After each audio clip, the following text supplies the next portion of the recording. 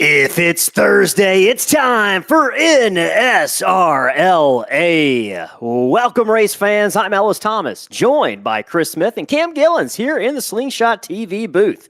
And tonight, we're bringing you race number 2 of the Downtown Auto Sales National Series live from Sin City, Las Vegas. Since opening back in 1996, Las Vegas Motor Speedway has become one of the crown jewels of American motorsports, but its roots actually stretch back even further. Before this high-speed playground took shape, the land was home to a much smaller racing facility, the Las Vegas Speedrome, which featured a road course and even a drag strip. That all changed when the current oval was built, making it immediate impact with its NASCAR debut back in 1998. Over the years, this track has seen it all. Jeff Burton's dominant win in the first Cup race here, Jimmy Johnson's record-setting 4 straight victories, and even Kyle Busch's emotional hometown win back in 2009. And it's not just stock cars that have left their mark on this track. Indy cars, sports car legends have battled it out here, with the Speedway once hosting a record-breaking land speed event where a jet-powered truck hit an eye-watering 376 miles an hour. It's also hosted everything from NHRA drag racing to the Electric Daisy Carnival, proving that in Vegas, the show never stops. Chris, in case you did not know, Las Vegas, actually, their police use this track to train officers for high-speed chases. And tonight, we're about to see our own game of cat and mouse unfold as drivers push their luck, chase down the leader, and try to hit the jackpot in the NSRLA. Hopefully we don't see any pit maneuvers out there tonight. What's it going to take to escape the pack and roll into victory lane under these Vegas lights?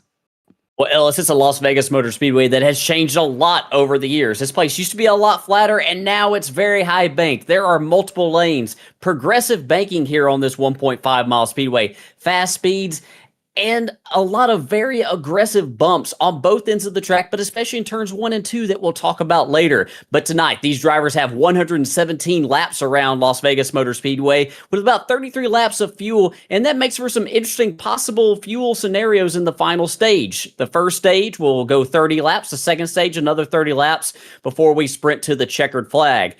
High stakes tonight, Ellis, and only one driver can find their way to victory lane. We're going to find out who it is. Las Vegas is no stranger to the drama and a flair for the theatrics. We're going to talk about all the stories to set up the race here momentarily, but before we get there, it's time for everyone's favorite pre-race tradition here at Slingshot TV. Folks, rise and remove those caps if able. We'll be right back after the playing of the national anthem.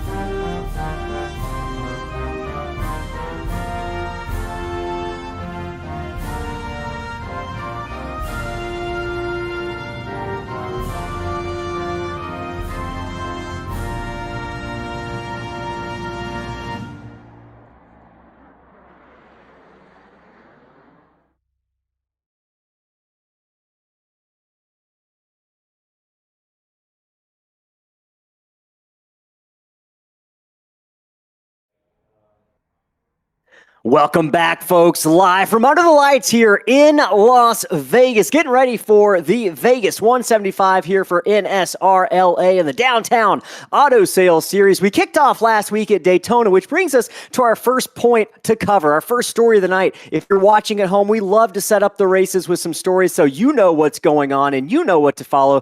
Last week, Chris, 0.8 of a second separated Andy Berry from the rest of the field at Daytona, and one of the closest finishes we've ever seen on Slingshot TV. Andy Berry took home the win, which means he takes home the points lead after race one. And while these aren't the exact finishing orders from Daytona, it's pretty similar. One race in, Chris, does this mean anything at this point in standings for Andy Berry, Dan Berg, David Moyer? What's it going to take to stay on top? Well, it means something for them. I mean, they're off to a great start, and they have overcome one of the biggest obstacles, a super speedway race, with a decent finish. And there's a lot to be said for that. There's a lot of stage points that were on the line as well. And some of those drivers, maybe they finished a little bit worse, but they garnered a lot of stage points over the course of the race. They're going to have to stay on their game here tonight. Very different style of racing right here with this 1.5 miles. Very bumpy, fast Las Vegas Motor Speedway. But, from what we saw out of some of those drivers, I wouldn't be a bit surprised at all to see many of them maintain their position. And for others, Ellis, they're going to be looking to recover some points that were lost in all of the mayhem that occurred last week at Daytona. Plenty of time, plenty of races, plenty of nights to do that. It's early, but it's going to be a great season, and we hope you can join us all the way through next year. Folks, let's talk about some of the stories here at Las Vegas that we're going to be following all night long. Some pretty impactful storylines that are going to help us understand the trajectory of this race. And the first one being, we've heard from drivers, Chris, that car is loose. Tire wear is going to be critical. Drivers are going to have to hang on to those tires, especially those rear tires. How do you do that? Is it even possible at a high-speed track like Las Vegas? It's definitely possible. We're going to see some drivers maybe change their lines, which is another story that we'll talk about later. That's one of the easiest ways to save your tires is, if you do feel that right rear wearing, maybe switching your lane a little bit for a few laps to maybe, put a little bit more heat in that right front tire. That's something that drivers can possibly do. Also, just being easier on that throttle pedal, being easier onto the gas definitely saves the right rear. So if that's the one that's wearing out, we're definitely going to see drivers maybe waiting a little bit longer, easing back into that throttle, treating it like like there's an egg between it and your foot.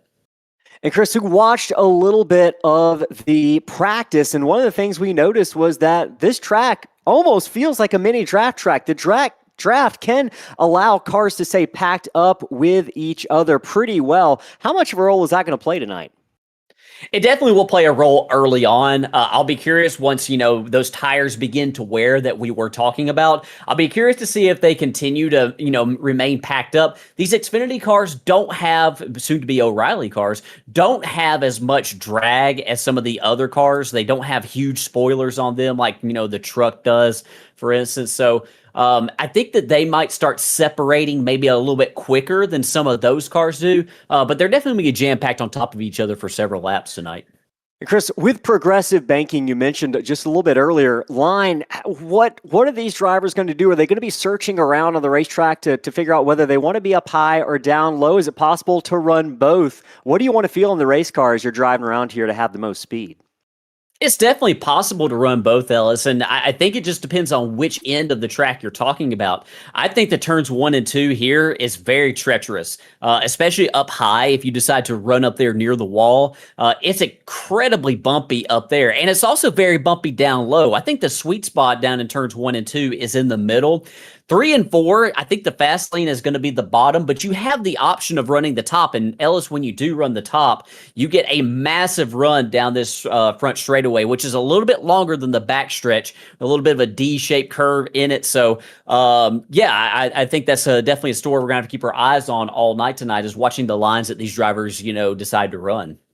Yeah, and one of the other storylines I want to talk about is last week at Daytona, we saw a lot of attrition, and that was no surprise to us, but it's put a lot of drivers behind the 8 ball, so to speak. Tonight might very well be an opportunity for drivers like Alex Pollock, Brad Nelson, Gavin Henson, Tyler Honeycutt, Brandon Waldrop, drivers that we know are good drivers, to get back on track after maybe not finding the finishing result that they wanted last week at Daytona. We'll keep an eye on all those drivers out there tonight. Folks, thank you for joining us tonight. If you're tuning in on YouTube, we are thrilled that you found us, and we've got some games going on. We've got some trivia. We're giving away a free Daniel Suarez 1/64th scale diecast car to one lucky participant in the chat tonight. Stick around for the whole race. Answer some trivia questions. We'll play some mini games. You see the chat scrolling across up the bottom of the screen there above the bottom line. Talk to your fellow fans watching the race, and you very well could win that free diecast. We do these every single week. And without further ado, I think it's time to go ahead and take a look at our starting grid for tonight. It is going to be 28 cars starting. A few cars actually got sent home. Those cars that got sent home that did not qualify on time: Sean Warab, Zach White, Gino Volante, Alex Pollock, Tyler Merkel, Chris Polzin, and Andy Berry are the drivers that I'm showing did not qualify for the race tonight. That's an interesting development. Andy Berry was our winner last week at Daytona. We'll maybe talk about that storyline here in a little bit. But on the pole, it's Michael R. Hayes in that number 19 machine. Yet to grid up. His car will appear there in a minute. Then we got Bryce Hinton in that number 28. We'll keep an eye on Bryce to see what he can do here tonight at Las Vegas. The 54 of Tyler Honeycutt. Solid run last week at Daytona. He's starting third tonight. And to his outside, fourth place is going to be Enoch Hancock in that number 1. Fifth is going to be Brock Whiteman in the 41. And to his outside, on the outside of row number 3, Jacob Cochran. Glad to see him back. He's going to have to come from 6th tonight if he's going to end up in victory lane. Brandon Waldrip in that number 50 machine. Familiar face for fans watching Slingshot TV, for longtime fans at least. He's going to be starting 7th in that number 50, with Blaze Baker in the number 40 machine starting 8th. Donnie Honeycutt and that number 22 is going to have to come from 9th tonight in Dan Berg with a great run last week at Daytona. Trying to follow it up tonight, he's going to come from 10th. Yeah, and on the inside of row number 6, we got Mark Cofield in the number 97. He'll be rolling off 11th. And Tyler Hensley in that Tabasco machine is going to be rolling off in the 12th spot in the 53. Bradley Minor, we saw a lot of speed in that 46 last week. He's going to roll off in the 13th spot. And Vincent Short on the outside of row 7 is going to line up 14th. David Moyer starting in that number 47 car from the 15th position. And Evan Janik, a driver that we know has a lot of speed. He's going to be rolling off in that number 60 from the 16th spot. Dustin Lewis is going to start in the 17th position. And on his outside, we got Michael Cole in the 43. Jordan Bridges is going to roll off in 19th spot. And on the outside of row number 10, we got Ryan Bittler in the 9.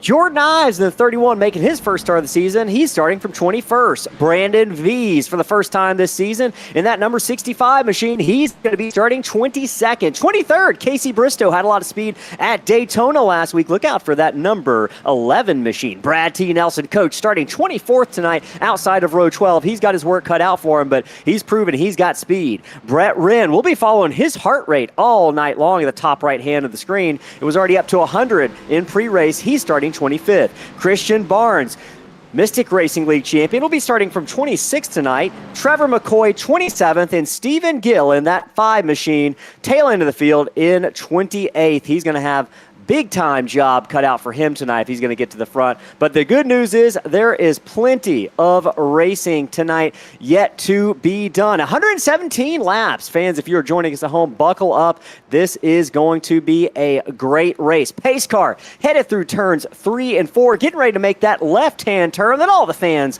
love to see to bring us under the green flag condition for the first time tonight here at Las Vegas under the lights. There's that turn. It's going to be on Michael Hayes and Bryce Hinton, the front row, to get us going. Green flag waves for the first time tonight. We're underway at Las Vegas. Big run for the number 28 of Bryce Hinton. Strong performance at Daytona last week. He's off to that high line. He's showing speed early on through turns 1 and 2, but the momentum seems to now be with the 19. That inside line looks fast as they head down to turn 3 down the backstretch. Yeah, Bryce Hinton right there was actually asking the race control for an EOL at the very start of this thing. He said this is his very first Xfinity race at Vegas, but he's gotten off to a great start right here, falling into the 3rd spot as we got a battle side by side going on. That's Enoch Hancock and Brock Whiteman for the 4th spot.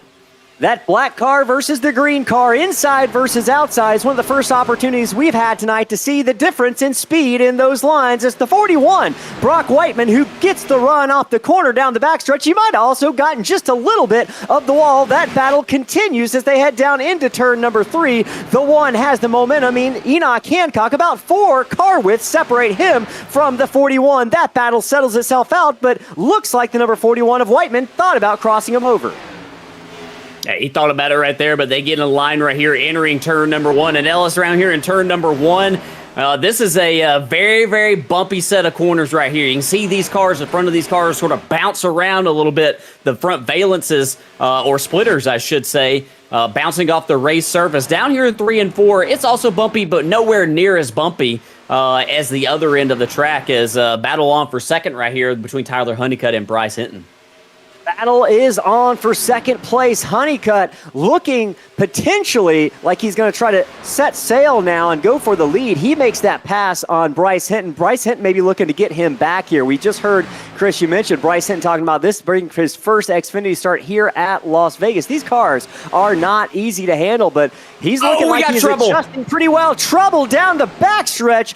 Big crash, 1 car sideways. That looks like Casey Bristow in the number 11 machine. Now all the way back to the back of the field. We're going to try to find out what happened to that number 11, along with a handful of other cars. Let's see if we can't figure out what happened to that 11 machine of Casey Bristow, who's now running 26th after running inside the top 15 just a moment ago. Yeah, we'll go back right here, see what happened right here. There is that, I think looks like this is all the way back at the start of the race right here. But yeah, Casey Bristow made some contact actually with that number 65 machine of Brandon V's right here. If we are having some trouble getting the replay pulled up, we'll see if right here, if we can find it. Looks like we're all caught up live right here. Cam, I do have the replay if we want to go maybe side by side right here. Okay. Here it is right here. This is that number 65 of Brandon V's, the number 11 of Casey Bristow. Here they exit turn number 2 right here. And they do make a little bit of contact right here. Bristow a little sideways right there. V's kind of wandering down a little bit into that right rear of Casey Bristow. That's going to turn Bristow around right there. He is sideways. Oh, some contact also. That looks like the number 5 got into the 00 of Trevor McCoy. McCoy is spinning to the inside right there, collecting V's along with the 37 of Brad T. Nelson. Nelson's going to continue on right there, as will Stephen Gill, a couple drivers who were also caught up in that. Lap 5, first caution of the night. I'm honestly surprised we made it that far based on some of the tight pack racing that we saw. We talked about this almost being like a little mini super speedway in these Xfinity cars. The draft definitely playing a role with several cars getting together on the backstretch there to put us under caution. Folks, if you're joining us, we appreciate it. Let us know who you're rooting for in the chat. We've already heard from several of you as we work our first caution of the night. Tommy Literal in the chat. Appreciate Tommy joining in and hitting that subscribe button. Very important, Tommy. Good directions for the rest of the folks watching at home. We got Dale Jr. 4800 spelled with D-E-L. I like that spelling. Enjoying the race. Connor Lyons is here, Chris. He's here. He's in full force. He called caution on lap number 15. He was wrong, though. Connor, we put a ban on you predicting when these cautions were going to come out. Jacob Kincaid in here as well, going for the short mobile, going for short tonight. Also, Julie Ellis. Hi, Moki. Thank you for tuning in. Ellen Thomas in here as well. Brett Wren saying you had to look at my end of the car on that one. Not sure what happened to Brett on there, but Alex Pollock as well. Connor Lyons joining in. Brianna Burnett also going for Daniel Berg. We got lots of folks joining the chat. All those folks are entered in to win that Daniel Suarez diecast, and there is the Choose. Chris, I don't see the Beetle. Where's the Beetle? We were promised the Beetle. No Choose Beetle. I don't know where the Choose Beetle is. They just imagined the Choose Beetle on the track, I suppose. It was there in all of our hearts. A couple cars came down pit road. We're now working lap number 7, headed to lap number 8 of 117. It's going to go by quickly tonight. These laps click away incredibly quickly, about 2 laps every single minute. And the speeds are blistering here at Las Vegas. Front row this time by on the restart is going to be Michael R. Hayes and Tyler Honeycutt. And I believe Hayes is going to be on the inside, and Tyler Honeycutt's on the inside, and then Michael Hayes and that Bass Pro machine to the outside. 2 good-looking paint schemes, Chris. You know, I love a good purple and black paint scheme, and Honeycutt's got a nice looking one out there tonight. He's shown speed. He showed some speed at Daytona. We'll see what he's got tonight here at Las Vegas. He's going to be the control car, I believe, on this restart, unless Michael Hayes chose the outside. Hayes is scored as the leader, so I believe he chose the outside here. It's going to be on him when we enter the Geico restart zone to mash that throttle and bring us back under green flag conditions along with the rest of the field. Pace car peels off. There's that Echo Park restart zone. Stacked up, we got trouble in the back. Sideways at the very back of the field, back around 25th or so. We're still green, but they've thrown the caution. Could not get the clean restart. And Chris, with a field of 28 cars, it's no surprise that we've seen a stack up here on the restart. Some drivers trying to get a better restart inadvertently might stack up the field. We're going to have to wait to see what happened to put us under caution there, folks. We're going to return to the scene of the crime here to see if we can't figure out what happened back around 26th or 27th position. Yeah, I would focus in on Stephen Gill in the number 5. That looks like where most of the contact occurred. He's back in the 23rd position right now. This looks like it. Yeah, looks like maybe it's already transpired right here. But yeah, he was trying to anticipate the start. There was a little bit of a jam up in front of him. He got into the back of... Actually, no, it was behind him. I apologize to Stephen Gill. It was behind him. The contact was from the 17 car and the 37 of Brad T. Nelson. It looks like Brad T. Nelson got into the back of... Trying to see who that is, Ellis. I think that's Mark Cofield. It's in the 97. Yeah, right there, that white and red car. Oh, yeah. Yep. Big stack up right in front of those guys, and yeah, it's just hard to avoid. We got another stack up. Something is going down on the front straightaway. Whoa. Not sure what is happening here, but we saw something similar last week. I'm not sure if we've just had, because maybe that happened at the start-finish line, but it's created just an absolute mess of race cars on the front straightaway because the pace car had to make it all the way around the track since that caution came out immediately after the restart, and that's what kind of has complicated that situation. If you're watching at home and you saw the absolute chaos and the menagerie of cars on the front straightaway, blame the slow pace car driver on that one, as all these cars work their way around the field, and they're going to get, I think they're going to have to get their lap back here. Yeah, that's exactly what happened. 12th on back, Tyler Henley. Because the way that caution fell, Chris, I believe it lapped the field. Yeah, this is probably going to take a little while right here while everything is kind of situated. Yeah, it's a little bit of a glitch with the pace car. You know, normally the pace car goes pretty fast and catches the leader, but sometimes something like this will happen and it'll come out and it'll be rolling around at pace speed instead of, at a quicker pace. So this is going to take a little bit here. All right, while we're working this caution, we're going to take just a moment away. We're going to hear from our friends, our partners over at Whiplash SimCams. We bring you every single camera angle that you are seeing here tonight on track. We'll be right back in just a second. Don't go anywhere. We'll be back in 30 seconds.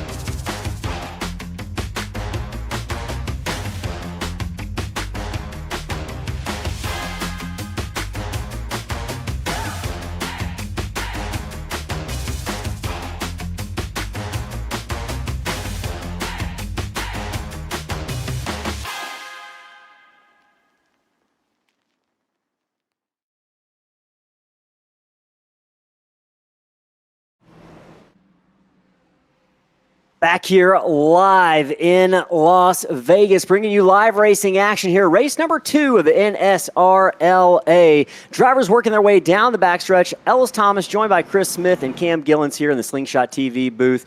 Getting ready for a restart in about a lap and a half. A jam up on that last restart is what put us under caution for this second time. Your current leader, Michael Hayes, just looking through the field at Michael Hayes, looking to see how he did. He didn't run at Daytona last week, so first time out in that number 19 machine, and he is sitting pretty good. Now, Chris, does that play a role in maybe drivers not knowing how to race around Michael Hayes? I know he's a front runner, he's got speed, but does that lack of familiarity after missing the first race, does that play a role here in race number 2?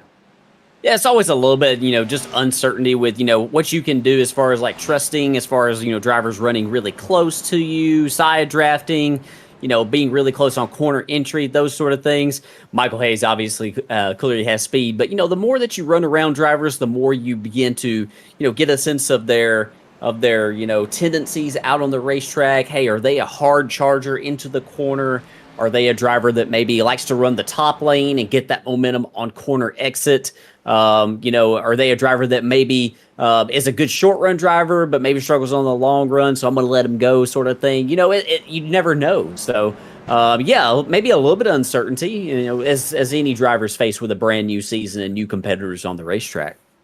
Absolutely, and he's got his work cut out for him, but he's in the best position he can be right now. He's on the front row in P number 1. That's talking about Michael R. Hayes in that number 19 machine. Now behind him, Tyler Honeycutt had a really fast machine last week at Daytona. Had to settle for a 16th place finish, but he had a good run, 11, some of the most passes in the race, but got caught up in some trouble in that number 54 machine. I know he'll be looking to avoid a lot of that trouble tonight, but this is a fast driver that, although that 16th position at Daytona doesn't highlight what kind of speed he has under that number 54 hood. Right now, I believe we're coming to the, we're going to be coming to the choose rule here. So we watch drivers make that left or right-hand turn to indicate to race control what part of the racing line they're going to be starting on, or what row they're going to be starting on, I should say. 54 of Michael R. Hayes, and the 19, I should say, takes the outside line with that 54 of Tyler Honeycutt. Going back to the inside, this is deja vu. Michael Hayes must like that outside line, Chris.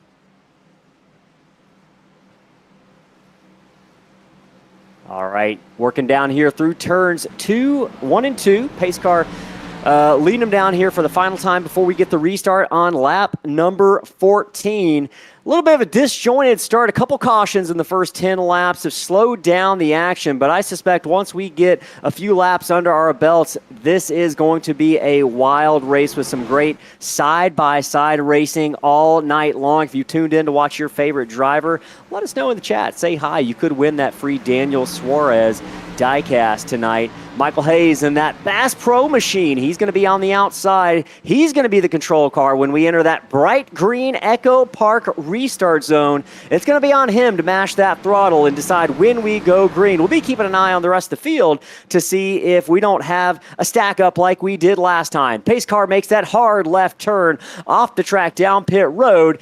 Hayes mashes that throttle halfway through the restart zone. Looks like everyone, for the moment at least, gets away cleanly. It's about 2 car lengths now that Michael Hayes has over Tyler Honeycutt as they head down into turns 1 and 2. It's Hayes, Honeycutt, and Hinton, and then Hancock right behind them. Top 4 all with the letter H for their last name. A great time to have your last name start with letter H as they set sail into turns 3 and 4.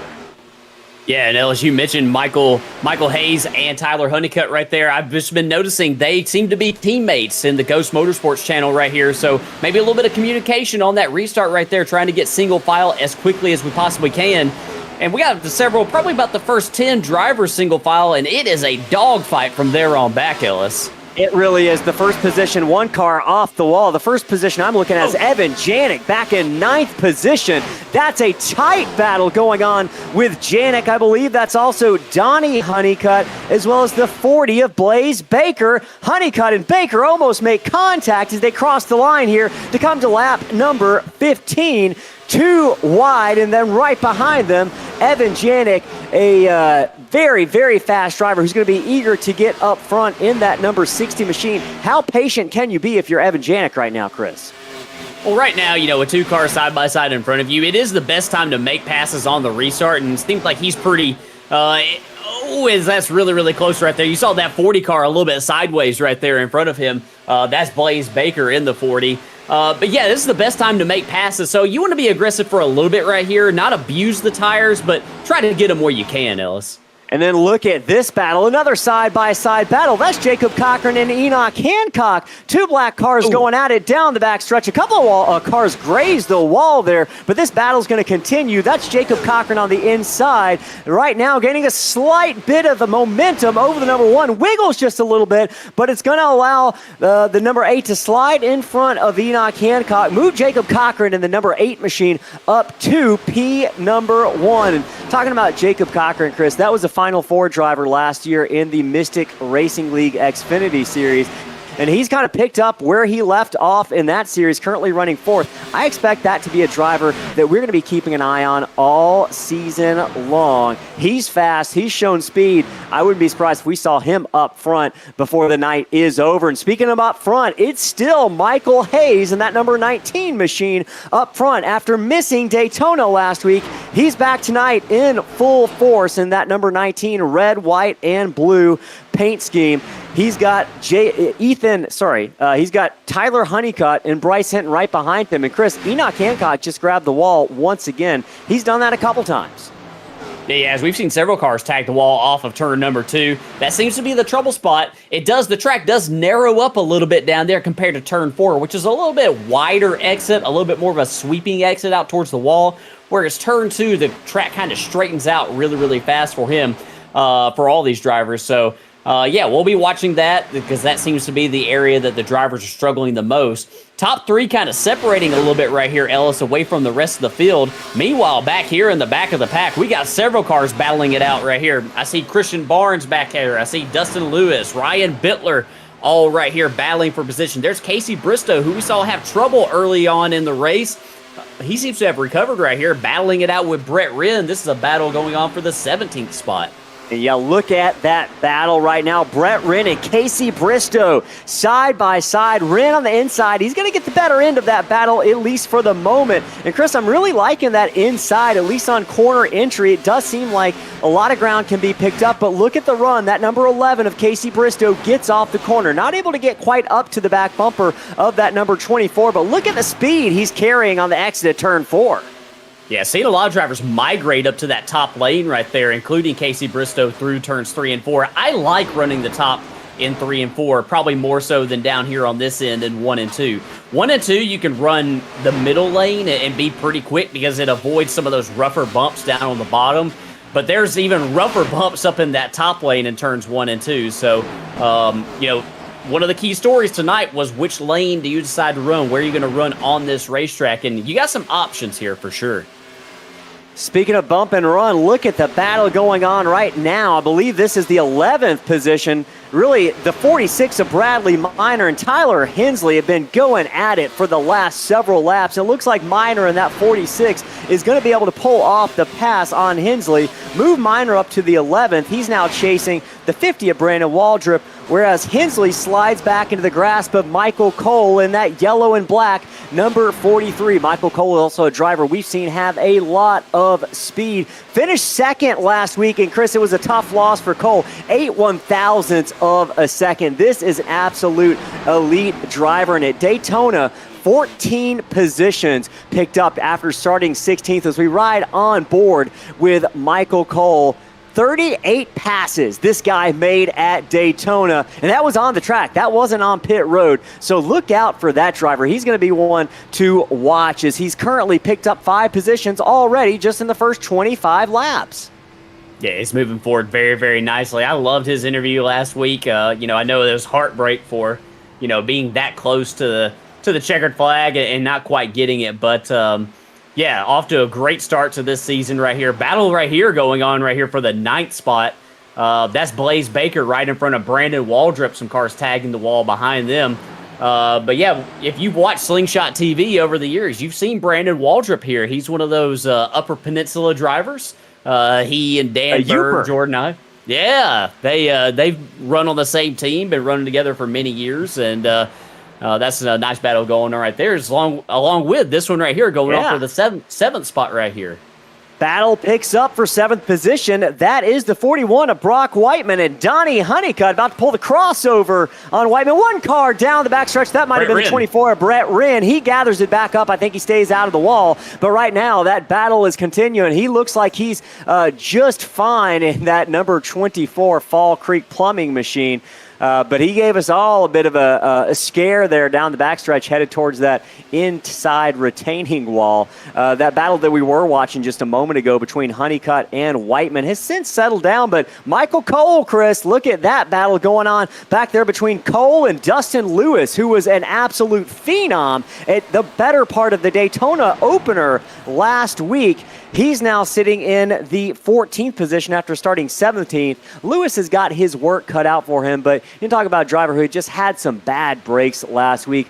Dustin Lewis started 6th, was able to find his way back up to the 8th position, but he did find himself in trouble quite a bit. And Chris, we mentioned Michael Cole had 38 passes. Any guesses how many Dustin Lewis had?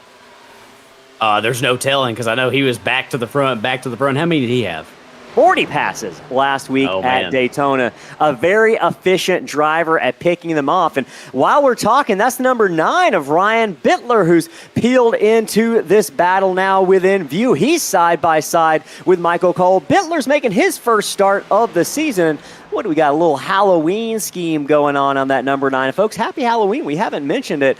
Tonight is a beautiful night to watch a race and under the lights here at Las Vegas. Yeah, I know. I had to say it. One car off the wall. Look at Casey Bristow slide to the inside, not giving that 9 any quarter there. The 11 takes that position and move up Casey Bristow to P16. Yeah, Casey Bristow on a nice little charge, nice recovery back up through the field from his early troubles right here. Working around the number 9 of Ryan Bittler right here as Bittler's going to go back, make a charge to the inside. But that's a really hard pass to make, Ellis. Entering low into turn 1 like that, the driver on the middle lane just has so much more momentum as the caution flag is out. Got a caution on the track. Jordan Ives, I believe, might have just had some trouble in that number 31. Let's see if we can't figure out what happened. And this is going to be coming off of turn number 4. Jordan Ives in the 31 and Brett Wren in the 24. I think both of these two. Yeah, and we're going to we'll need to have eyes on Jordan Ives when this happens because your discretion is advised. Yeah, this is going to be a massive one right here. Our producer Cam Gillens is going back right here to get us a view of it, and you kind of can see how this is going to go. And it's not going to go well for Jordan Ives. Please send your children out of the room. Yeah, so both these drivers, they just kind of come together. Brett Wren kind of comes down the track. Jordan Ives comes up the track right there. Both of them a little bit free, and Ives goes tumbling down the front stretch after going head on into the outside wall. A tremendous crash for the driver of the 31. Now, folks, if you are a Jordan Ives fan, do not panic. That man is not out of the race. All drivers have one quick repair that will allow them to fix all the damage instantly on that car and get them back in the race. Unfortunately for Ives, he's got to use it early on, but he's going to live to fight another day. And Chris, I think Brett Wren didn't hear me talking about we hoped we didn't see any pit maneuvers tonight. I know they use Las Vegas Motor Speedway as a training ground for police chases, but it might have taken that a little bit too seriously as we watch cars come down pit road here for the first time tonight on lap 31. And Ellis, that was the end of the stage with all the chaos of that crash. Yeah, that was the end of the stage. So top 10 drivers getting stage points here at the end of lap 30. Top 10 drivers will be getting stage points at the end of lap 30 as we watch the race on pit road. Michael R. Hayes was the first car to come down pit road. We'll keep an eye on the fastest times in the pit stalls. Drivers got to be careful not to slide over the line or get too close to the wall. Every little bit matters to get these crews the fastest stop possible. Hayes wins the battle off. Tyler Honeycutt second. Jacob Cochran worked his way up to third on that. Bryce Hinton falls back to the fourth position as they roll off pit road. Folks, it has been a wild one so far. Stage one in the books. Lots of folks joining in the chat right now. Debbie Hensley in the chat. Rooting on Tyler Hensley. I think she'll be glad Tyler having a good run so far tonight. I believe he was having a good run. I'm not sure what happened to him on the he's running currently in the 13th position, Debbie. Just letting you know, Tyler having a good run inside the top 15 right now. Connor Line says, rip the number 31. Brett Wren says, oops. Brett, that's all you got to say after that? Oops. Oops. Stop typing. Focus on driving. Just kidding, Brett. We love you. We have enjoyed watching you all last season and look forward to seeing you even more this season. Driver's going to be getting ready, I believe, to potentially take the choose rule. I don't know what happened to the choose beetle. Maybe the driver fell asleep before the race started and wasn't able to get it out there. But right now, no surprise. It's going to be the same sight we've seen with the 19 on the outside and the 54 on the inside. Go ahead, Chris. Sorry.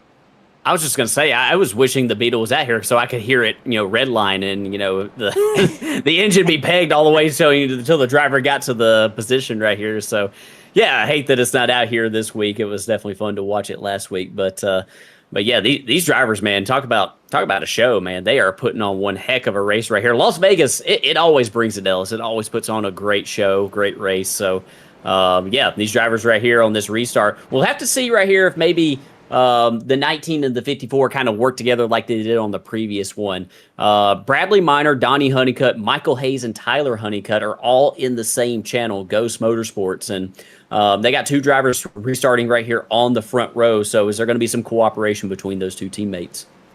We got Chad in the chat saying, look at that Bittler car. Get it going. He's rooting for that number 9 of Ryan Bittler, currently running the 21st position, but up front right now, it's going to be Michael Hayes and Tyler Honeycutt. Pace car getting ready to make that left turn as we watch Hayes once again taking the restart on that outside. He's liked it. He's felt comfortable there all night. We're getting ready to start stage number 2. 30 more laps here from Las Vegas. They're in the restart zone. Hayes gets going. Does the field stack up or does everyone get away cleanly? Looks like for the moment it's a clean restart. Hayes to the lead. Honeycutt second, but the battle's on for third, fourth, and fifth. That's number 8 of Jacob Cochran with Evan Janik and Bryce Hinton 3 wide as they roll through turns number 2 down the back straightaway. Yeah, Evan Janik was peeking to the outside of that number 8 of Jacob Cochran right there. Thought a little bit better of it right there as Cochran is going to get position on him. 28 is going to sneak to the inside right there. That's Bryce Hinton. He's up to the third spot right here. Cochran has made a nice recovery, Ellis, after the unfortunate misstep last week of missing the race at Daytona. Here he is up here in the fourth spot. Yeah, top 5 position going. It's going to be good. Maybe the heartache of missing that Daytona race puts him still in points contention, especially with the playoffs that we have. We'll start talking about that in a week or two. Single file, top 3. But look at that battle for 4th position. Janik rolls to the inside. He gets by the number 8 machine of Cochran. Now it's up to Enoch Hancock, who's going to be looking to take advantage. One car behind them. Almost contact between the 41 and the number 40. Almost a big collision down the front straightaway, but we've staved that off. And Chris, I'm noticing you're watching that 41 car just as the folks at home. Look at that run. The number 41 of Brock Whiteman gets off the corner. That's what we call the 2-for-1 blue plate special, maybe working on 3. Oh, and there's almost some contact right there behind them. I think there was contact between Enoch Hancock and Blaze Baker, but they keep it going right there as nothing is stopping Brock Whiteman from rolling that top lane. He's all the way up to the 5th spot, Ellis. And that is quite a bit of momentum. 4 cars in 2 laps. Now that is speed for the number 41 of Brock Whiteman. He's trying to get by Janik here. He gets the run. Will he dive to the inside or will he stay with that outside line that has propelled him up to the lead? They're all chasing Tyler Honeycutt, who's in first place right now. But that 41, Chris, he's got that thing wound up. That motor is roaring to life on the outside. If you're a 41 fan, Are you worried, Chris, about the tire life? What does running that outside battle for the lead, though, right in front of them? My goodness, we'll talk about tires in a minute, but look at the 28 and the pressure he's putting on the 54. Yeah, Bryce hitting all over the back bumper of Tyler Honeycutt right here. Seen a lot more aggression on this restart than we did on the previous ones. These drivers are getting after it right here, recognizing that this is the best time to make passes. Ellis, I am very nervous about tire wear if I'm running that top lane, especially with the type of speed that we saw out of that 41 right there. We'll see if he can maintain the pace that he's had here. Oh, contact! Number 40 in the 8. Can Jacob Cochran hold on to it down the apron? Cochran gathers it up, and that is a master class in driving and wreck avoidance right there by Cochran. That started with Blaze Blair right around the 9th position. Chris will probably try to get a picture-in-picture here in a moment, but the racing continues. Nonetheless, exciting now. Blaze Blair working the outside of Michael Cole. Blair, that white and purple machine, that number 40 working the outside, now trying to get by the number 46 of Bradley Minor. Down into turn number 1 they go. Yeah, that's Blaze Baker in the number 40 right there. Baker getting a little bit sideways right there in front of the 43 of Cole. We do have a side-by-side replay right here if we want to go back maybe and see what happened with Jacob Cochran and Blaze Baker. And maybe we can... Yeah, here we go right here. There's Jacob Cochran on the inside in that number 8 machine. Baker, I should probably zoom out right here. Baker is going to, I'm actually going to rewind it a little bit to show you. Baker's going to tag the wall on entry to turn number 1. And that's going to get down into a little bit of right front contact into Jacob Cochran. Look at that car sideways on the apron. He's going to hold on to it, though, and all these drivers are going to avoid him. A little bit of damage to the right front. I think he's going to have to get that fixed, but a great recovery, a great save for Jacob Cochran. Absolutely great save. Not as good as the racing we got up front at first right now. They're all chasing Tyler Honeycutt, but Enoch Hancock and Bryce Hinton, those cars have put the pressure on as they set sail down into turn number 1. Look at that number 28 machine of Hinton wrapping that bottom line as close to that white line as he can get. He's now looking inside the number 54, the leader Tyler Honeycutt. Enoch Hancock right there as well. The battle continues down into turn 3. Yeah, battle going on right here. The 28 of Bryce Hinton. He almost had the pass completed right there. Tyler Honeycutt trying to battle back on the outside. He barely has position on his right rear right here, entering turn number 1. See if he can maintain that spot. Enoch Hancock is going to try to charge up in there. He kind of lost the nose right behind Bryce Hinton. That's a little bit of an example of the dirty air these drivers experience as they get closer to the cars in front of them, especially 2 cars running side by side, really stirring up a lot of air for the nose of that number 1 car. It's allowed Michael Hayes, that number 19, who lost the lead a few laps ago, to kind of slide back into the picture. The top 4, top 5, or 6 now single file. It's Hinton, Honeycutt, Hancock, Hayes, and Whiteman. Attorneys at law. I'm just joking. That sounded like a law firm. But those are your top 5. The battle right now is for the 6th position. Brock Whiteman and Evan Janik continue to go at it side by side down the back straightaway there as we ride on board with Whiteman, who dives to the high line there. See if he can't find some momentum where he found it earlier. And boy, I don't know where to look right now. The racing all over the track is absolutely spectacular on lap number 44 of 117. Just 16 laps left in stage number 2. Yeah, battle for second right now between Enoch Hancock and Tyler Honeycutt. Those drivers side by side exiting turn number 2. Honeycutt's going to have the advantage off this corner as he uses the momentum from the top lane. Behind them, the battle going on here for the 4th spot between Michael Hayes and Evan Janik. Janik trying to roll that middle lane in turns 3 and 4, but I think Hayes is going to clear him right there off the corner.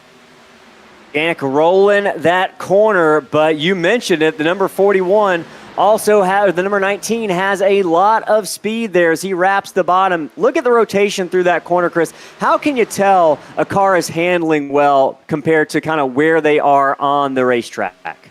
I always like to watch the middle of the corner speed, Ellis. When I can see that driver be able to get back in the throttle quicker than his competitors, but not slide the nose, that's when I know that car is handling really good, that driver has done a very good job of taking care of his tires and looking after his car.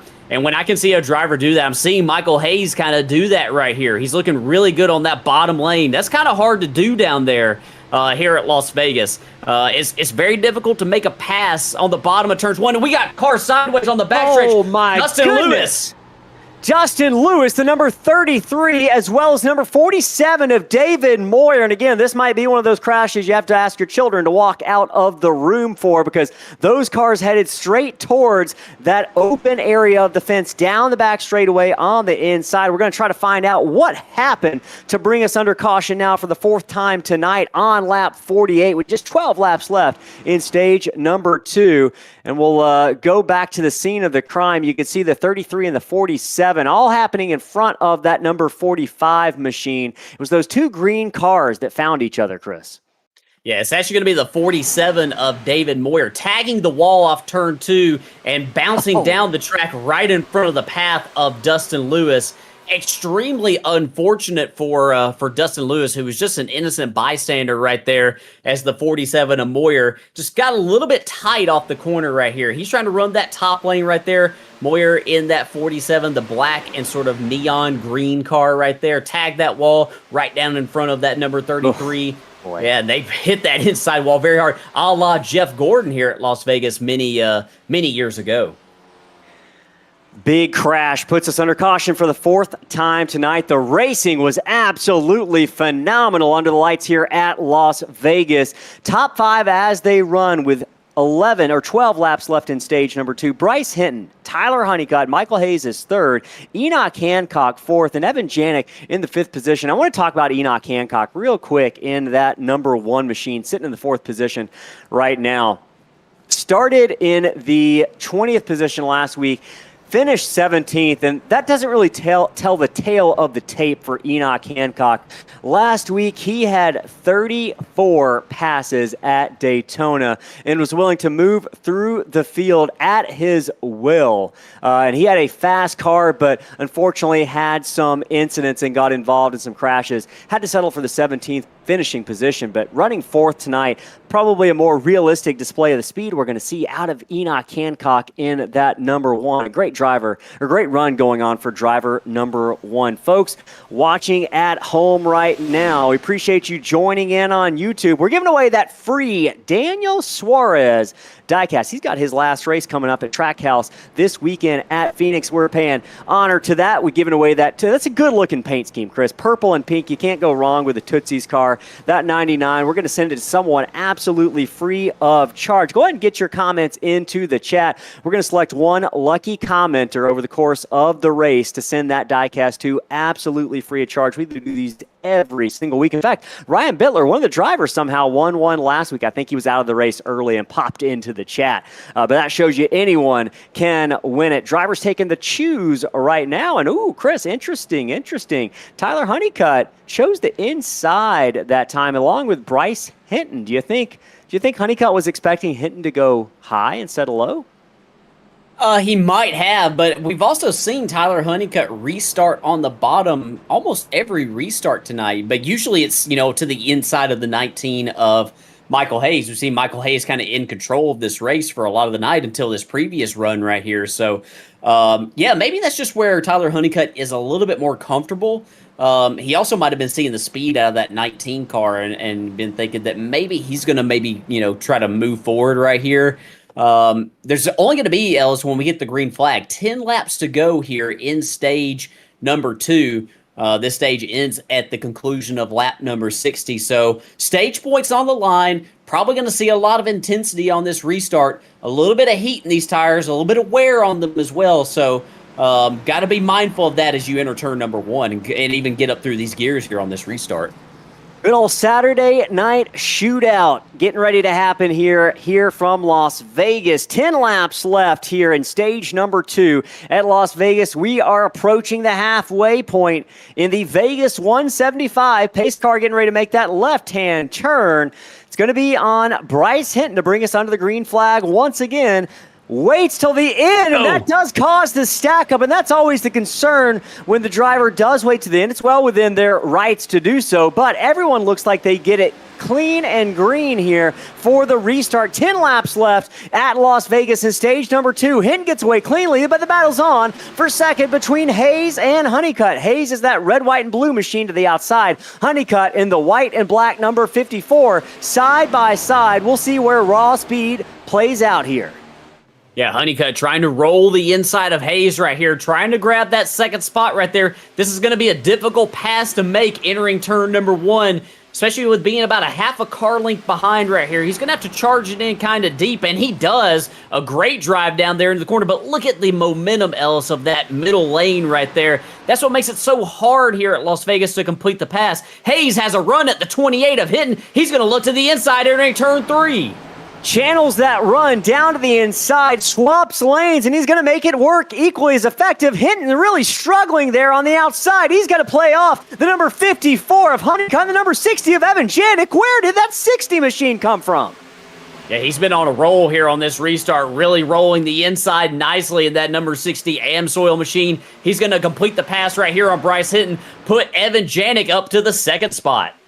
Janik moves to P number 2, but the movement is all over the place as Bryce Hinton looks like he wants to make that move back and take back the second position from Janik. He lunges, but that move's not going to happen at least this lap. Top 4 single file all the way back to 5th. Enoch Hancock, the battle's on behind him. That's Blaze Baker and Brock Whiteman side by side down into turn number 1 and 2. Whiteman, that green car on the outside, little bit of a wiggle there, sends him up the track. Oh. He's in the wall.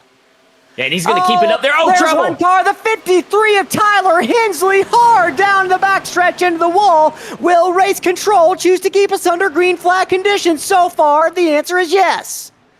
Yeah, he's hit the inside wall again. A lot of damage to the steering on that number 53 machine. We're going to keep our eyes back on the leader right here. We might be able to go side by side to see what happened right here. We do have a side-by-side replay of what happened to the 53 of Hensley exiting turn number 2. So we might be able to see what happened to that Tabasco machine. Here is Tyler Hensley right here. Yeah, and there's the 41 tagging the outside wall in front of them. Oh, Casey Bristow and Tyler Hensley get together, and Hensley hits that inside wall very, very hard. Casey Bristow has been in the thick of things tonight. Second incident he's involved in, not necessarily by any fault of his own, but he's had a lot of speed. He's got to channel that, though, into getting further up in the field, maybe where it's a little bit of a less dangerous area. And speaking of danger right now, Casey Bristow has found Brock Whiteman. That's a battle for the 8th position down the backstretch, side by side. Whiteman's been working that outside line, but Bristow's looking to work his way by for the 8th position. So far, it looks like that 11 does have the superior speed, at least for the moment. Maybe Whiteman's going to fight back there, but look at that gaggle of cars behind them. About 6 or 7 cars on top of each other, all fighting for position, trying to get those last stage points available with now just 4 laps left in stage number 2. The intensity is picking up, Chris. Yeah, that's 10th spot just ahead of these guys right here. That's Donnie Honeycutt in the 20. Oh, some contact between, that's the 43 of Michael Cole and the 50 of Brandon Waldrop. They keep it straight right there. They're trying to get those stage points that the 22 is currently possesses right here. Just 3 laps to go here in stage number 2. All this going on, you mentioned, Chris, in 11, trying to get to the back. The number 22 of Donnie Honeycutt. That's the last stage point available. Cole as well as the 50 of Brandon Waldrop. Now the 55. I believe that's the number 65, I should say, trying to work his way into that position. Oh, Christian Barnes almost finds himself in trouble with, I believe that was Mark Cofield. Wow, Barnes was able to hang on to it at the back of the picture there. Drivers doing a heck of a job just trying to make it to the end of stage number 2 here. They've got 2 laps left to do it.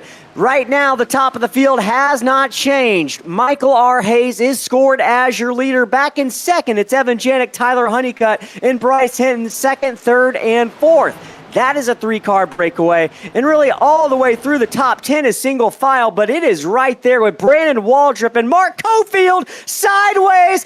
There goes Michael Cole. Can they hang on to it? My goodness, the action is intense all over the racetrack right now. An unbelievable save right there for Michael Cole. We're on the final lap of stage number 2, and a great save out of that 43 car.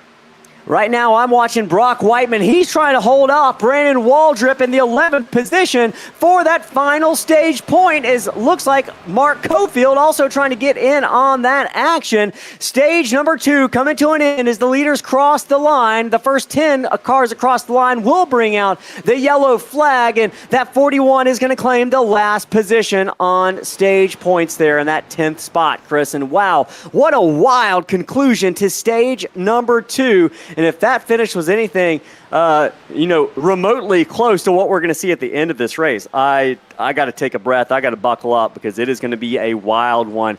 Your stage point recipients. Michael R. Hayes gets the most stage points. Janik picks up some stage points with second. Tyler Honeycutt, third. Bryce Hinton, fourth. Blaze Baker in that number 40, great run going for the number 40 machine, in fifth. Bradley Minor in the 46 gets sixth. Enoch Hancock, seventh. Casey Bristow in that number 11 picks up stage points for eighth position. Donnie Honeycutt and Brock Whiteman also going to pick up some stage points there at the end of stage number 2. And Chris, I think it probably goes without saying we are going to see some pit stops under the caution flag. Yeah, we definitely will right here with the amount of laps that we have to go here, the amount of laps that they've run. At this point, the fuel number that we got in pre-race was about 33 laps on a tank of fuel. So yeah, these drivers are definitely going to come down pit road. It's going to set them up to be able to make this, after this pit stop, they will be able to make it to the end of this race on just one more pit stop, Ellis. So that's something that we're going to have our eyes on here tonight, and that's if this thing goes green. The way it's going right here, all the calamity that we've seen out here, it's not great driving, by the way, but just the intense side-by-side racing. I think it's very, I think it'd be very optimistic to think we're not going to get another yellow flag before the end of this thing.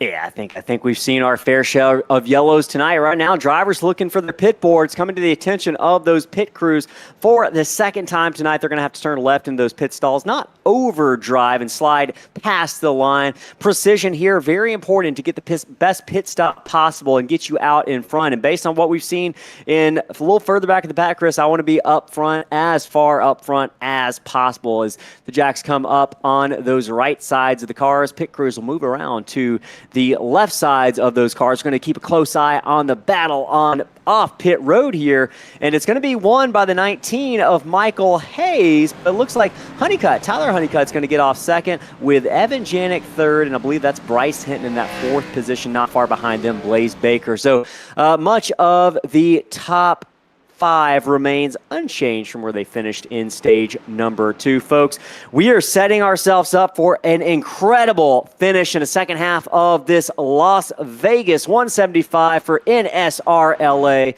We're going to take just a moment to hear from our partners at Whiplash SimCams. Every single camera angle and shot you've seen tonight is provided by Whiplash SimCams. You can find their link in the video description. We'll be right back after a word from our partners. Stick around, folks.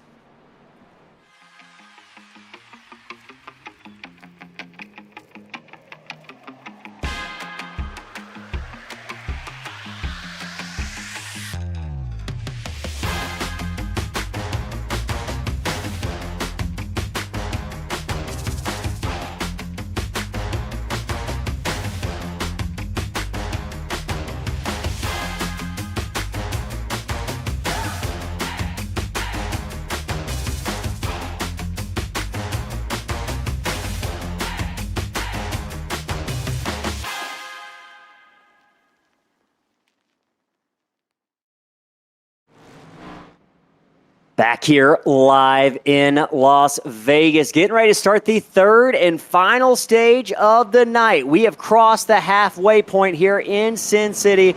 The lights have continued to get brighter. The sun is down, and it's going to be another restart and another front row being composed of Michael Hayes and Tyler Honeycutt. Chris, you mentioned in the break, it is status quo, deja vu. Hayes chooses the outside. Honeycutt has been very comfortable on the inside. We'll look to see if that comfortability continues, but one car I'm keeping my eye on is Evan Janik, sitting in the third position, chose the outside, second car on that outside lane. Keep an eye on him to see if he's not going to make some aggressive moves to try to get to the front early on this restart. Evan Janik, we're talking about, great driver, finished I believe, 10th at Daytona last week. Looking to improve upon that this week as the pace car makes that left-hand turn onto pit road. It's going to be on Michael Hayes, that red, white, and blue Bass Pro Machine. He hits the throttle. We're back underway for stage number 3 here at Las Vegas, and the restart it was for Hayes. He gets away cleanly, but the battle right now is between Tyler Honeycutt, Bryce Hinton, and Evan Janik.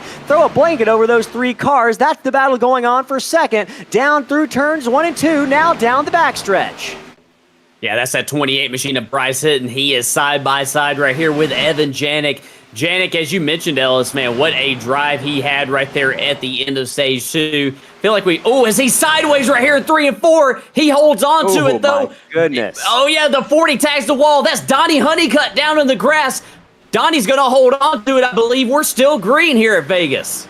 Honeycutt puts on a masterclass, saves that card. A couple cars out as well. I believe the 41 of Brock Whiteman got loose. The battle continues on down the back straightaway. It is a battle for the lead going on right now. A battle for second place, I should say, between Hinton and Honeycutt. Hinton's going to get that position, move him up to second, and then it's going to put Honeycutt back to third in that number 54. But further back, it's the number 40 of Blaze Baker in fifth position, doing his best to hold off Bradley Minor and the number 1 of Enoch Hancock. Look at this battle, Chris.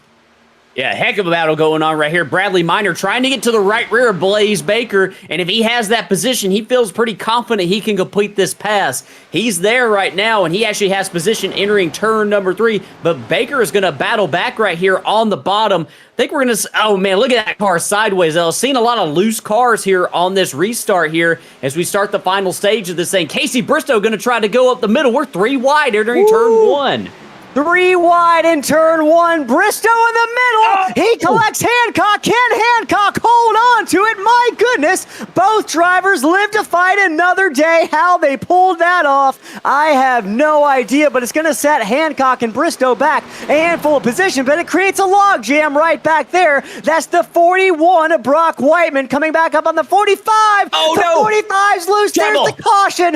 Whiteman is collected. Hancock is collected, and I believe that was Jordan Bridges in the 45 who's going to put us under caution for the 6th time tonight. And Chris, that was a caution that took about a lap to develop. Yeah, it definitely did right here. And yeah, they just got stacked up a couple times right here. So, yeah, so this is the 45 right here. This is Jordan Bridges in the Jordan machine. And that is the 41 of Whiteman just behind them right there. The car gets in a little bit of trouble right there. A little bit of stack up. Enoch Hancock had some trouble right there off turn 2. They're going to take evasive action to try to get around him. But when they do, they kind of come together right there entering turn 3. Jordan Bridges a little bit sideways. We've seen a lot of cars loose. That car gets out from underneath them. Down the track he goes, right into the path of Enoch Hancock. The 65 of Brandon V's also involved. Several cars involved right there as we exited that corner. Yeah, that was quite the crash. Collected several cars in that. And the good news for some of those drivers, they probably still have a quick repair that they can use to get back up front right now. But yeah, that is going to put us under caution for the 6th time tonight. And Ellis, I was hoping that maybe we could go back right here while we got a chance. We might be able to go side by side right here. We've got the crash that actually, it wasn't a crash, but it was almost a crash that you saw before. Donnie Honeycutt in this 22. Let's go back and watch this right here for the 22. That's Blaze Baker going to tag the wall. Look at Donnie Honeycutt go through the grass right here. Look at that car bouncing up through the, over the access road down there. Grass flying up right here. He's going to re-enter the track right here. Lost a lot of spots, but a great job, a great save for that number 22 car. One car coming down pit road from the top 7. I believe that was Blaze Baker in the number 40 machine who's going to be coming down pit road. They got 47 laps left now, 46. I don't necessarily think he's going to have the fuel to get the entire way. Maybe choosing to take some tires, see if that is a gamble that very well could pay off and get him some track position on this restart. We'll keep an eye on these guys, including Whiteman, who's coming down pit road. Enoch Hancock involved in that caution, probably get some damage repaired. But you see Blaze Baker there on pit road. First race of the season, I believe, for Blaze Baker after missing the Daytona race. Several drivers here for the first time this season after missing Daytona. Watching that 28 of Bryce Hinton roll around the backstretch right now, you can see all those cars getting ready to come to the choose rule at the line to select their lane.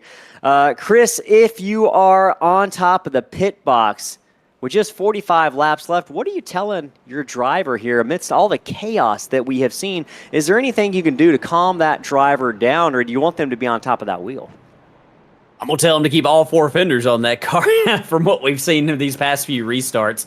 It's been a lot of chaos out here. Vegas kind of, it kind of brings that, Ellis. I was questioning whether or not we would see it as much tonight, with these Xfinity cars. Handling kind of matters a little bit more in these cars than some of the other ones. The trucks are big and boxy, punch a big hole in the air. The next-gen Cup cars, with the diffuser on those things, cars get side by side. You can get huge runs on them as these drivers are going to take the choose right here on the front stretch. The 19 and the 28 taking the bottom, the 54 and the 60 taking the top.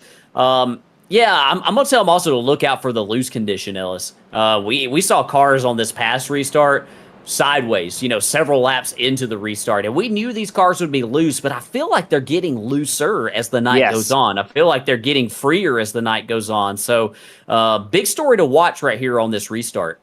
Now, does that maybe have to do with a little bit of speed, maybe a little bit more grip in the track, but, ironically, it's causing more speed, maybe increasing the loose conditions for these drivers? Yeah, and I think just, another layer of rubber being on the track possibly as well, making these things just a little bit freer out here than what they, possibly were in the opening stages and even in practice. They're definitely going faster now than they probably have all night as we work our way later and later into the night and these, temperatures begin to cool off even more. Well, temperatures are cooling off, Chris, but the action on the track is heating up. Drivers working their way through turns 3 and 4.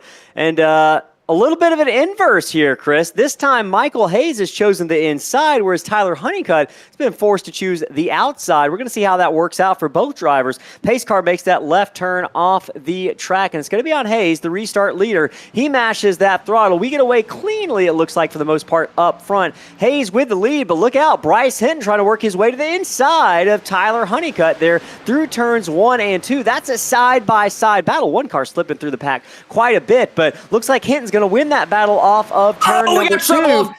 Turn 2, I'm sorry, Ellis, that's Donnie Honeycutt. He was sideways off of turn 2. He was on fresh tires trying to come up through the field, but he saved it, and we're still green. Still green. Honeycutt gets it going, and then Tyler Honeycutt in third, trying to hold off and stave off a fight by Evan Janik, who's in that red and blue Amsoil, number 60. Janik lets off the throttle, maybe backs up about a car length off of Honeycutt, at least for the moment. Top 3, 4, 5, 6, 7, 8, 9, 10, single file. Everyone's maybe looking just to get a little bit further in this, but one pass, you can see 2 cars dive out there. That was Michael Cole back in the 11th position, with the Dan Berg machine right behind him. I should say Jacob Cochran right behind him. Looks like Michael Cole doing battle with Christian Barnes in that number 27 Domino's machine.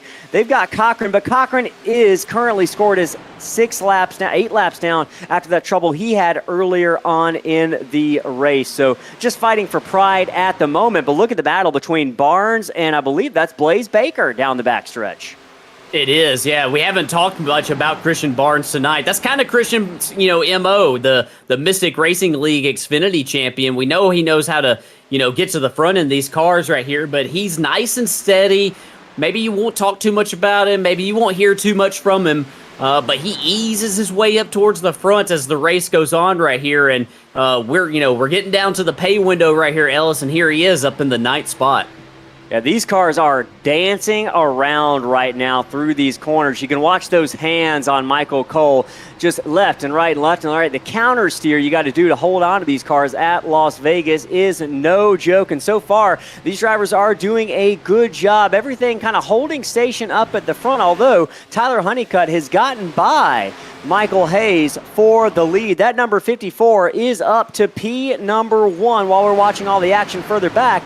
But now Michael Hayes Hayes looks like he's going to try to return the favor, draws a bead on the inside line down into turns 3 and 4. That red, white, and blue machine looks to slide up one more spot. He's side by side with Honeycutt, who gives about a car length or a car width between the car to his inside. It's still side by side. The 54 high across the line. Now down into turn 1 they go. It's a 4-car battle for the lead. Yeah, Tyler Honeycutt right here. He's been playing nice with his teammate Michael Hayes. They've been racing hard, but respectful with each other, and they still are right here. I don't think that you can give up track position at all right here, Ellis. I think that with the difficulty of trying to complete the pass on the inside, I think you got to fight tooth and nail every single time right here. There's Brandon Waldrop in the 50 machine. He kind of slid up the hill right there in turns 3 and 4.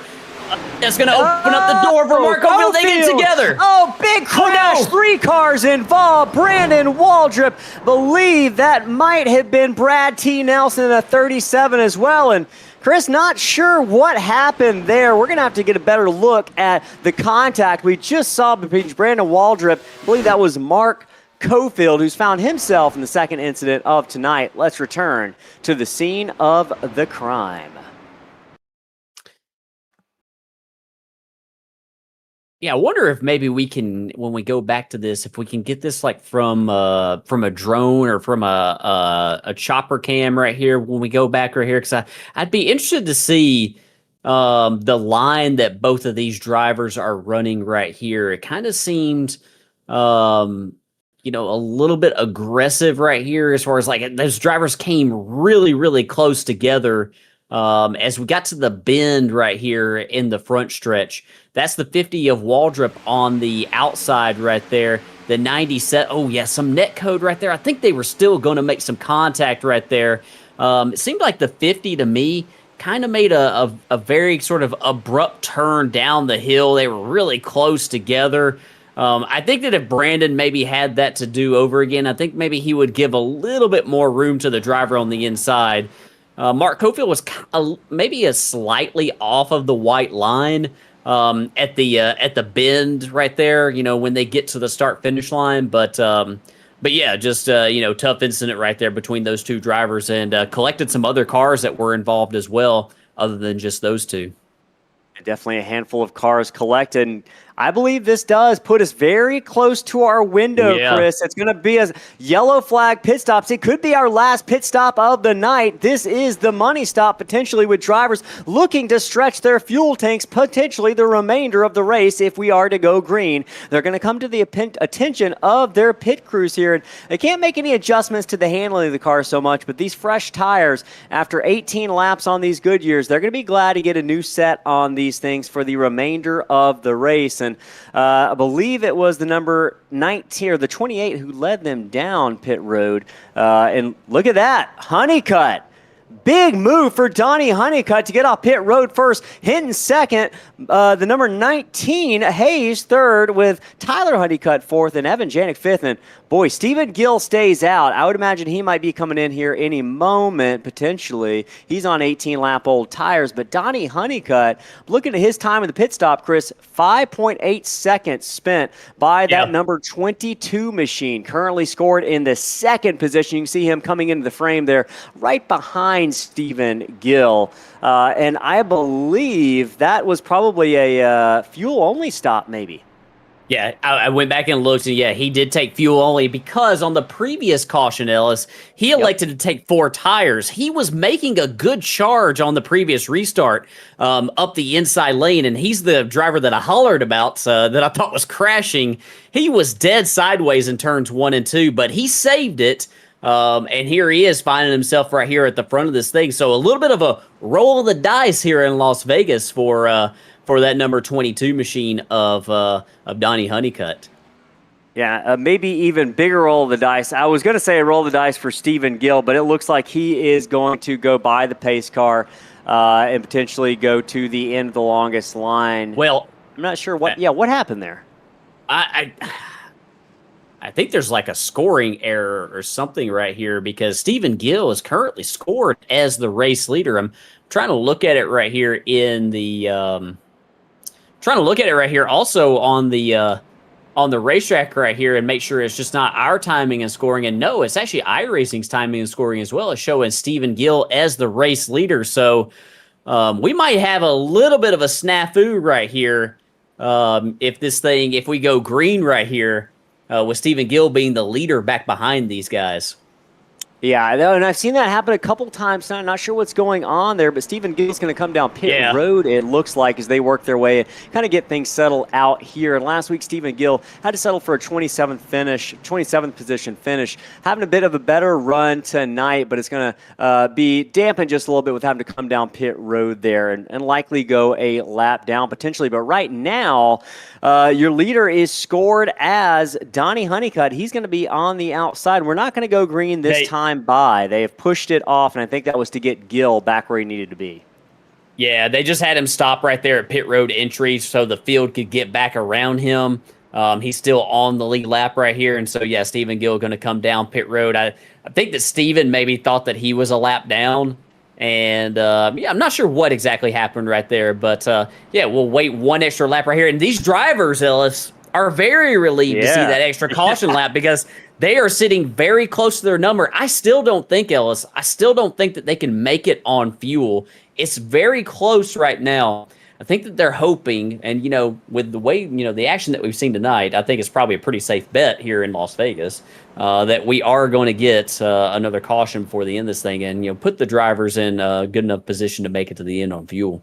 I know they are probably hoping so. They're just hoping that they are not in that caution. Folks, about half a lap away from the restart. If you have not said hi in the chat and you've been watching or just tuning in, folks, we're giving away a free Danny Suarez diecast tonight, absolutely free of charge to one lucky viewer in the chat. Just let us know who you're rooting for. Let us know how your day went. Let's keep that conversation going. Let us know what you thought of the racing so far, and you could be chosen near the end of the race to take home that free Daniel Suarez diecast. Right now, drivers waiting for that pace car to go ahead and allow them to get back to their job and take that green flag to put us under green flag conditions once again on lap 84. It's going to be on Donnie Honeycutt. That car to the outside. He gets us going. He's going to drag the 19 of Mikey Hayes with him, but not far behind. Bryce Hinton tries to look to the inside of Hayes. Evan Janik thinks about making a move under Tyler Honeycutt, but he thinks better of it. Look at the battle for second between Hinton and Michael Hayes side by side. About half a car width between them. Look at him slide up the track. Racing picking up here in Las Vegas. Yeah, Donnie Honeycutt right here. He's having a little bit, he's doing everything he can on those older tires. Michael Hayes gets free right there in turns 3 and 4, but that's going to cost Michael Hayes. In the back, Casey Bristow, along with the 45 of Jordan Bridges, puts us under caution once again. That's going on all around the 13th, 14th, 15th position. You can see Casey Bristow there with a good bit of damage on that Carolina Blue Michael Jordan number 11 machine. He was involved in that 8th caution of the night on lap 85. We're going to try to take a moment to see if we can't find out what and where this happened on the track. One other car, Stephen Gill, having trouble not far behind them. Let's see if we can't figure out what happened to that number 11 machine. Yeah, it's going to be the 45 in front of him. The 45 of Jordan Bridges is actually going to get loose right in front of him. There's Jordan Bridges we've been having some fun with it, in the Jordan car, that Jordan Toyota Supra right there.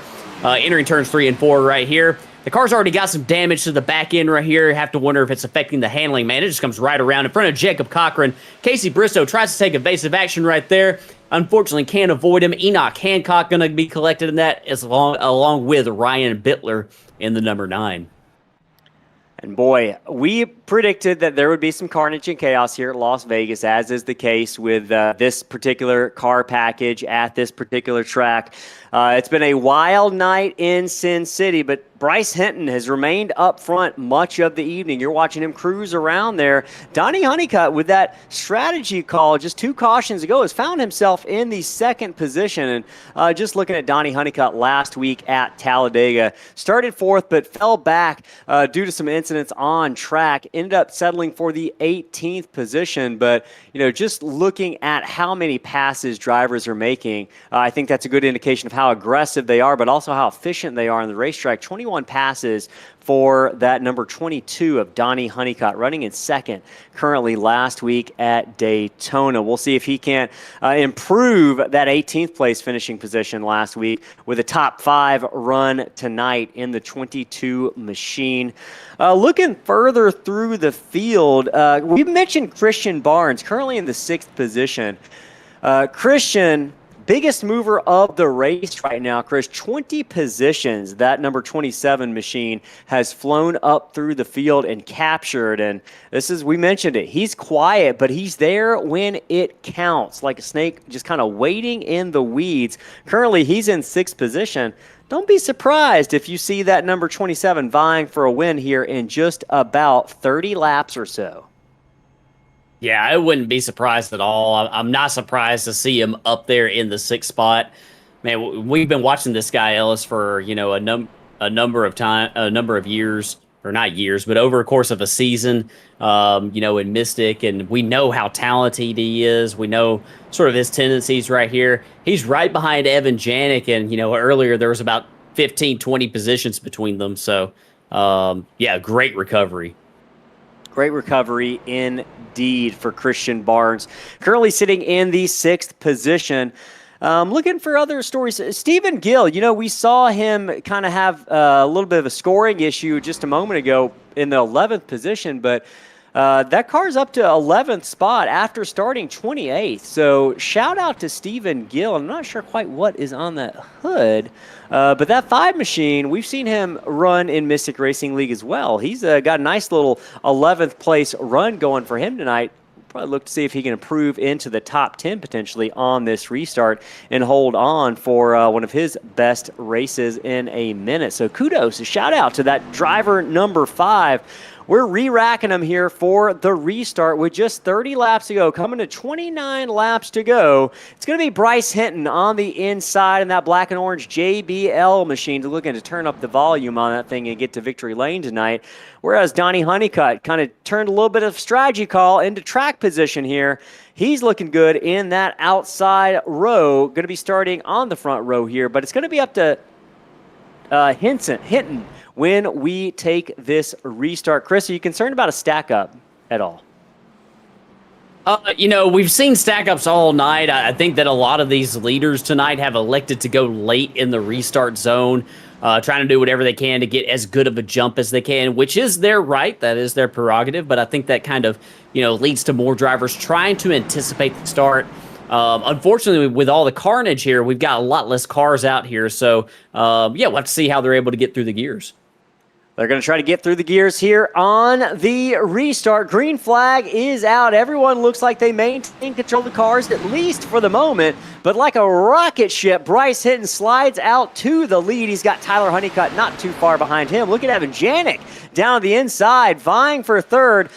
Donnie Honeycutt losing a couple of spots here on the restart. Going to try to hold off. I believe that's Blaze Baker in that number 40 purple and white machine sliding to the inside. He's going to single file it here through the corner. Top 5 right now, single file. The battle is between, I won't even say it's a battle for track position, but boy, Christian Barnes, look at there. A big old gaggle of cars with Jacob Cochran right in the middle of it, and Mark Cofield and Christian Barnes on the inside. Cofield is going to slide up the track a little bit and relinquish that position, but tries to regain it over Christian Barnes off the exit. And boy, these cars are sliding around right now as they come off of turn 2. Now, down the backstretch into turn 3. Yeah, they really are sliding around right here. Very, very close right here with Donnie Honeycutt and Jacob Cochran. Donnie Honeycutt is a little bit of a roadblock right now with those older tires in that 22. Jacob Cochran, unfortunately, has nowhere to go as he's directly behind them. Riding on board right here with Michael Cole. He's riding in the 9th spot. He's got a good view of this battle up ahead right here. Working the wheel of that number 43. Yeah, we mentioned that counter steering earlier in the race, just trying to keep that car under control. You got to steer left, steer right, steer left, steer right, just to keep that thing going straight. But right now, Cole doing a solid job sitting in the 9th position. But that battle in front of them, it is the number 19 of Michael Hayes and Blaze Baker. Look at them going at it. This is a battle for the 4th position that the lap car of Jacob Cochran has kind of snuck into with a little bit of speed here. Blaze Baker going to give it up to Michael Hayes, who claims that 4th position. But boy, right in front of them, you saw Evan Janik and Tyler Honeycutt going at it. That's a battle for the second position. Janik slides down to the inside in turn 3. Looks like Honeycutt's going to get the run up the middle groove off of turn number 4. He's going to maintain that position, at least for the next lap or so. Yeah, he is going to maintain the position right here. Honeycutt right here and Janik pretty equal on speed at this point right here of the run. Michael Hayes, Evan Janik is getting through the center of the corner very well in that number 60. Jacob Cochran going to go around the ball. Oh, Janik trying to block Michael Hayes right here. Hayes is going to keep his foot in the gas, though. Hayes keeps his foot in the gas, gives no quarter to that number 60 of Evan Janik. They both remain side by side, narrowly averting crisis through turns 3 and 4. Contact. Contact across the front straightaway. The 60 of Evan Janik slides up the track. The number 19 almost goes with him.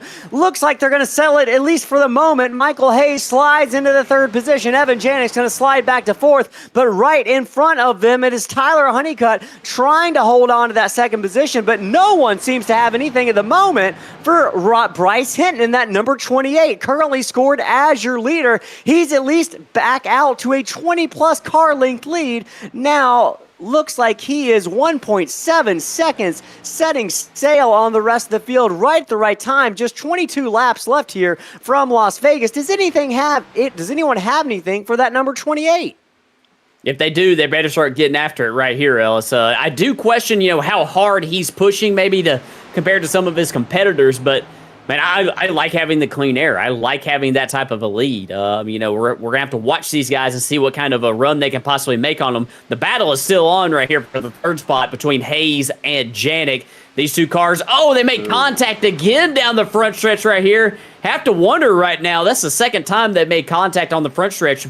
Maybe a little bit of maybe some hurt feelings between those two as Janik hits the wall.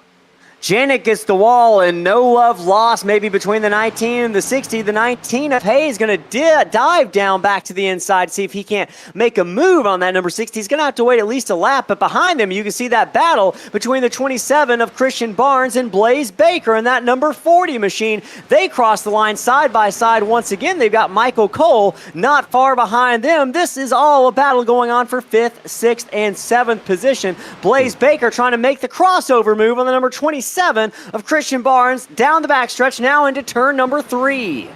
Yeah, great move for Blaze right there to try to get that crossover on him. Put Janik in the 60 up to 2nd spot, making the pass right here on Tyler Honeycutt. And even with the pass being made, Ellis, he has cut significantly into the lead of the number 28 of Bryce Hinton.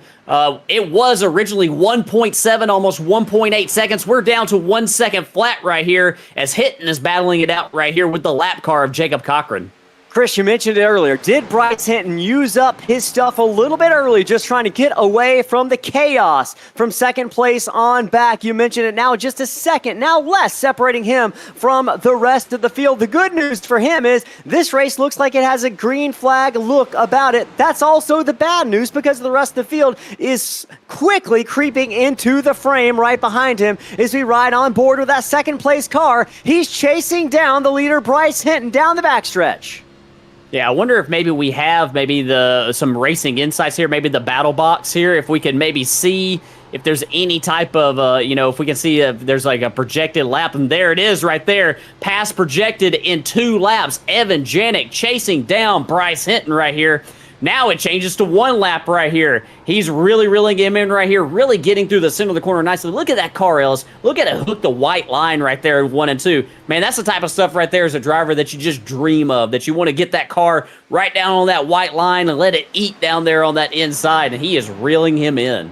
And takes a bit of a later entry down into turn number 3 and 4, but look at the speed he's able to maintain off the corner. We're going to see what the closing rate is here on this lap. It's probably going to be even less, and yeah, it is now down to 0.3 of a second for Evan Janik with now just 17 laps left here under the lights at Las Vegas. It's a showdown between Bryce Hinton and Evan Janik, but they've got company. Tyler Honeycutt and Michael Hayes do battle for the 3rd position. Hayes has shown speed all night. Can he climb back into the fight here and get by Tyler Honeycutt for 3rd?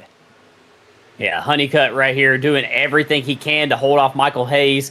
Early on in the race, we thought Michael Hayes might have the car to beat. He had a great deal of speed in that number 19. He still does right here. Unfortunately, a couple restarts ago, things didn't really work out really well for him. And he's trying to make up that ground right here. But meanwhile, he's got some pressure from behind as Christian Barnes is going to be there for any possible pass that he tries to make on Tyler Honeycutt. Yeah, looking at the speeds, all drivers are very comparable that last time by, but Evan Janik was a little bit slower than Bryson. Chris, the fastest car on the track, Tyler Honeycutt and Christian Barnes. Keep an eye out for the number 54 and the number 27. They showed about a tenth a lap faster that time by. Is that number 54 finding a little bit of something here? Has he saved anything? Can he get back by Janik, who's slowly, now quickly creeping up to the back bumper of Bryce Hinton? I suspect we'll be seeing a battle for the lead in 2 laps or less. Yeah, Bryce Hinton right here looking in his rearview mirror. And when you start, we got one car really slow right here on the front stretch. Start looking in that mirror, start feeling that pressure from behind, Ellis. We've all been there. We all know what that feels like. And when you start to feel that pressure, you make yourself more and more likely to make mistakes. You're more and more accident prone, not necessarily crashing, but maybe missing your marks just a little bit entering the corner. And, with the difference being just 0.3 of a second, missing your mark entering the corner can be the difference between winning and not winning. We say it all the time, but catching them is one thing, passing that leader is another. And so far, in the past 2 laps, that pace that Evan Janik had shown has slowed down considerably. And now that time by, it was the number 28 of Bryce Hinton, who was the fastest car on the track. Has Hinton found something from within? Can he hold on to this lead now, coming with just 12 laps to go? It looked like it was all but inevitable that Hinton was going to get passed for the lead by Janik, but in the past 2 laps, Chris, he has stretched it out. The battle is on for 3rd position behind them. Michael R. Hayes looks to the inside. He's now the fastest car on track behind Hinton. Yeah, here he is right here looking to the inside of Tyler Honeycutt. Honeycutt has done a nice job right here holding on to that 3rd spot, making it difficult for Michael Hayes to complete that pass. In front of him, Evan Janik, that's the highest I think I've seen him run up the hill right there, entering turns 3 and 4. I think he really needed to do that. I like that move right there, kind of changed it up a little bit. Didn't gain a ton of ground that time, but I think that was the highest I had seen him in turns 3 and 4. So getting a feel for it right there. He's kind of running his standard line right here in 1 and 2, down low. Oh, he tagged the wall. He kind of missed his mark a little bit right there on exit. Here comes Tyler Honeycutt to the inside for the 2nd spot. Tyler Honeycutt makes the move, seizing the opportunity, taking advantage of a rare mistake by Evan Janik at that number 60. Honeycutt now to 2nd place, but the battle right behind him for 3rd intensifies. Michael Hayes and Evan Janik, who have been at each other's throats a couple times on track this evening, continue to do battle. It looks like Hayes is going to win that battle. He's going to try to get back up to Honeycutt, but Chris, now the big question is, does Honeycutt have anything left in the tank for Bryce Hinton, who's opened up that lead now just by about 3 or 4/10 of a second now, with just coming to 9 laps left here from Las Vegas. What looked like it was bad news for Hinton, he's found something here. Yeah, battle for 4th right here. I think that Evan Janik tagged the wall again off of turn number 4. Maybe some right front damage to that number 60 machine, a little bit of bodywork damage. Christian Barnes is going to complete the pass. We talked about the charge from Barnes. A great run for him.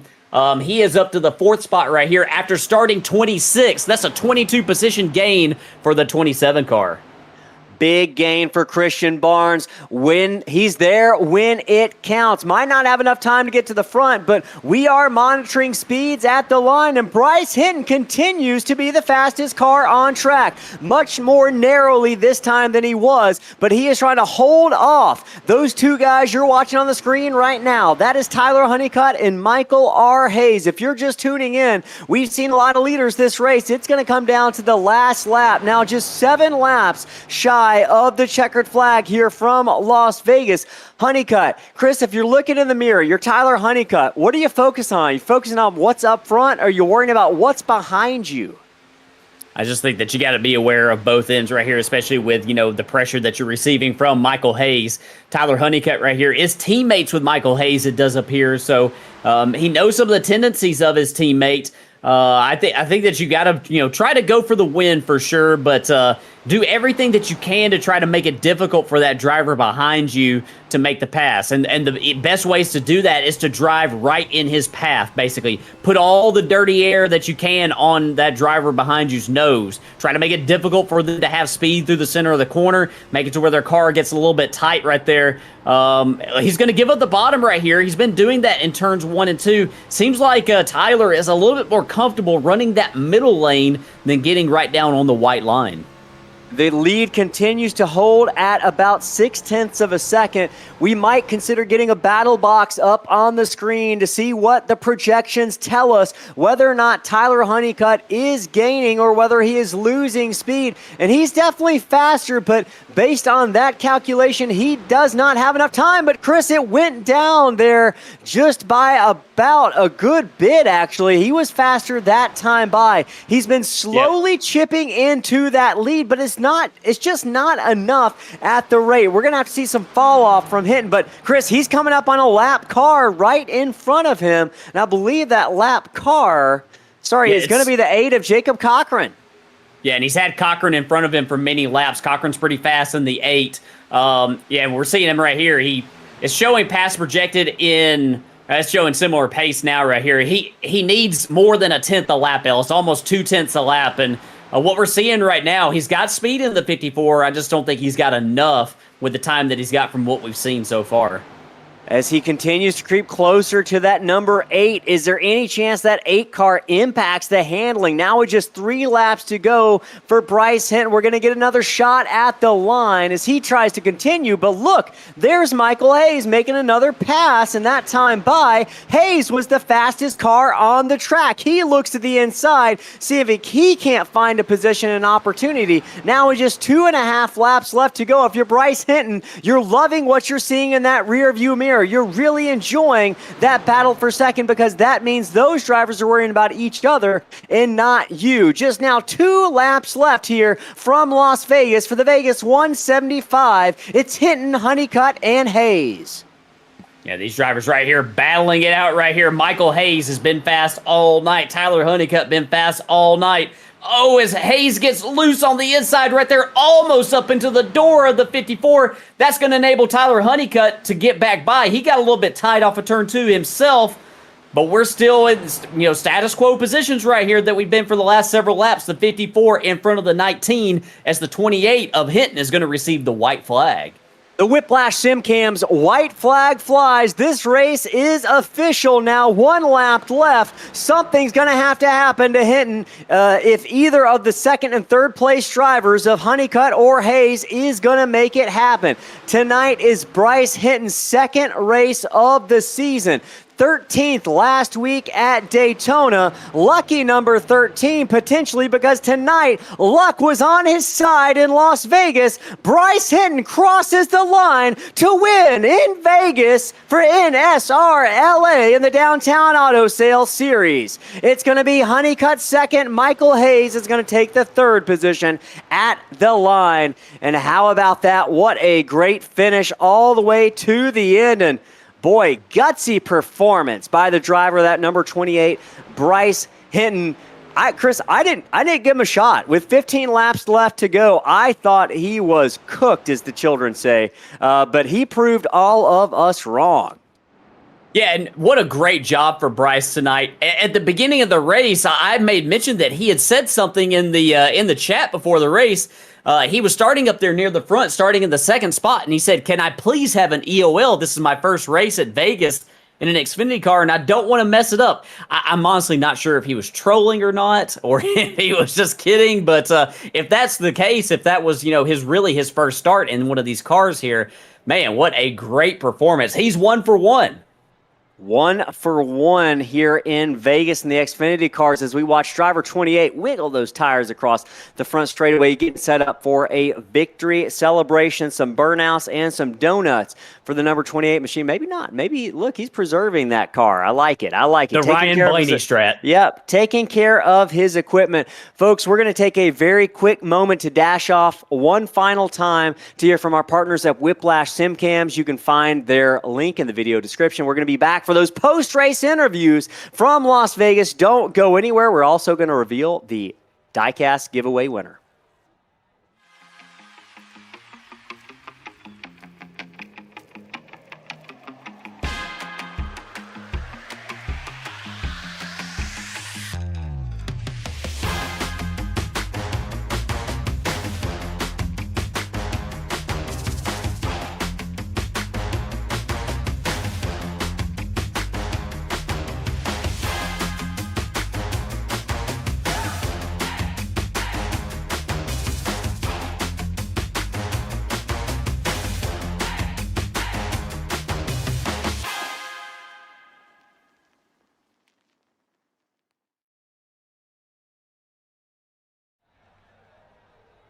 Back here live in Las Vegas, the Vegas 175 for NSRLA and the Downtown Auto Sales National Series has concluded. Bryce Hinton is your winner. We're going to talk about another winner before we hit those post-race interviews. Tonight's winner for the diecast, Connor Lyons wins the Daniel Suarez diecast. All right. Connor, you know our email. We're going to be sending that your way. Go ahead and send us an email just to remind us of the address to send that to, folks. We're doing this every single week, not only tonight, but multiple nights a week. So make sure if you tuned in tonight, you got more chances the rest of the week. With that, let's go ahead and send it off to the pit lane to hear from Michael Hayes, who finished third tonight. Hey, Michael R. Hayes, this is Ellis, Chris, and Cam in the Slingshot TV booth. You got a copy? Yes, guys, I do. How's it going? Oh, man. Well, what a wild race. I think it must have been a full moon out there in Las Vegas tonight because y'all were all over the place. I know the cars were difficult to handle. Let's talk about that first. How difficult were these cars to handle in those loose conditions? So they do start off loose, but after about 15, 20 laps, especially how you run the racetrack, they get tight. They get real tight. So that those walls coming off of 2 and 4 they come up real fast, like they come out and get you sometimes. Yeah, we definitely saw a fair share of drivers grab the wall on those corner exits. Let's talk about a little bit of contact we saw you have maybe with the 60 of Evan Janik. Tight racing going on for second, third, fourth position much of the evening. How would you feel about that racing? Was that just good, fast racing, or was there a little bit more to that? Well, I mean, it was good hard racing, but he did throw quite a big block going into 3, which I didn't really like because I mean, I don't really block. I mean, I do block, but I don't take it that far. And then I don't know what the deal was on the front stretch. It looked like he door slammed me, so I let him go by and I kind of door slammed him back a little bit to kind of tell him that I didn't like that. Maybe he got the message, but yeah, and y'all had a good race till the very end, and you were able to hold on for that third place finish. It looked like you had some speed there at the end. Was there anything that you could have done differently in those final 30 laps or so to wind up front at the end in victory lane? Do you have any regrets, or could you have done anything differently? I mean, maybe just picking different on the choose cone. This choose cone thing's a whole new deal to me. So I think on that restart, I got stuck up in the outside and I lost a lot of positions. And at this track with the setups being so tight, it's like almost impossible to pass late in a run. So maybe just that. Maybe next time choosing the right lane better next time, maybe. Well, man, you did a good job regardless. Started from the pole, held on for a podium finish. It's going to do wonders for your points situation as we head out of week 2. Before we let you go celebrate that podium, you got any shout outs for anyone at home? Yeah, just shout out to the Ghost Boys for letting me race with them tonight. Donnie, Tyler, and Bradley. Shout out to those guys. All right, buddy. Well, good job in that third place finish. We'll look forward to seeing you next week. Michael Honeycutt, or sorry, not Michael Honeycutt, Michael R. Hayes in that number 19. Hey, man, well, you're doing pretty good on your own. So keep it up. We'll talk to you next week. All right. Thank you, guys. Have a good night. Absolutely. All right, I'm trying to move folks around here. I'm going to move back to the Holler waiting room, and that means we're going to hear from second place right now. That was Tyler Honeycutt. We'll move him into the broadcast booth, and he's all yours, Chris. Tyler Honeycutt, our second place finish tonight. This is Chris, Ellis, and Cam in the Slingshot booth. You got a copy? Hey, I got you guys. And Tyler, we saw you up there near the front all night long. Started in the third spot, battling it out up there with your teammate for tonight. The number 19 of Michael Hayes. Y'all put on a heck of a show right there at the end. We were talking with Michael about the handling of the cars out there. Looked like for the first couple laps, you guys really had your hands full on these restarts tonight. Tell us how it was behind the wheel of that 54 machine. Yeah, like the first 5 or 6 laps, it was crazy. It was on edge. Couldn't really throttle up as much as you wanted. But yeah, and then like towards the end of the run, it would get tight, and it was just wild. It was a lot of fun to trying to maintain track position and save tire at the same time. But all in all, it was up and down as far as the handling. So it was definitely interesting to battle the car all night. You couldn't get in a comfortable groove. You just always had to guess what was coming next. Well, you had a heck of a battle with Michael Hayes right there, trying to hold him off for the second spot. We noticed that you really like to run that middle lane right there in turns 1 and 2, and that seemed to work for you. Was that just your strategy right there, thinking that maybe it would be really really hard for Michael to make the pass for you if you were running that middle lane and he was trying to pass you on the inside? Yeah, I was dabbling with the middle there in practice, and it worked out pretty well. And at the end of both stages, I think I was probably the fastest car. I just ran out of time by running that middle. So yeah, I was hoping to just fight Michael off in case Bryce ran out of gas. But yeah, it was a lot of fun ripping the middle there, and I knew that if I just stayed in the middle, he was either gonna have to wreck me or just lift, and he kept lifting, thankfully. So it was fun battling him. It was a lot of fun to watch as well out there. Well, you made a nice recovery this week. We know that last week at Daytona, despite the speed that you had there, didn't end the way that you wanted to. So we head to Texas next week after racing here at Las Vegas. How do you feel about your chances there? Pretty decent. I'm not that bad at Texas. Got to definitely put some laps in and get familiar again with that track. I'm pretty good at the mile and a half type racetrack. So yeah, we'll just see what we can do. Take some practice. See if we can get another top five. Well, hey, we're looking forward to seeing you on the track in the Lone Star State before we let you go celebrate to this great podium finish here tonight. Do you have any shout outs for friends or family watching at home? Yeah, shout out to you guys for the broadcast. I didn't get to watch it last week, but I watch it this week. Thank you guys for that. Shout out to my team, Ghost Motorsports. They all ran really, really well tonight.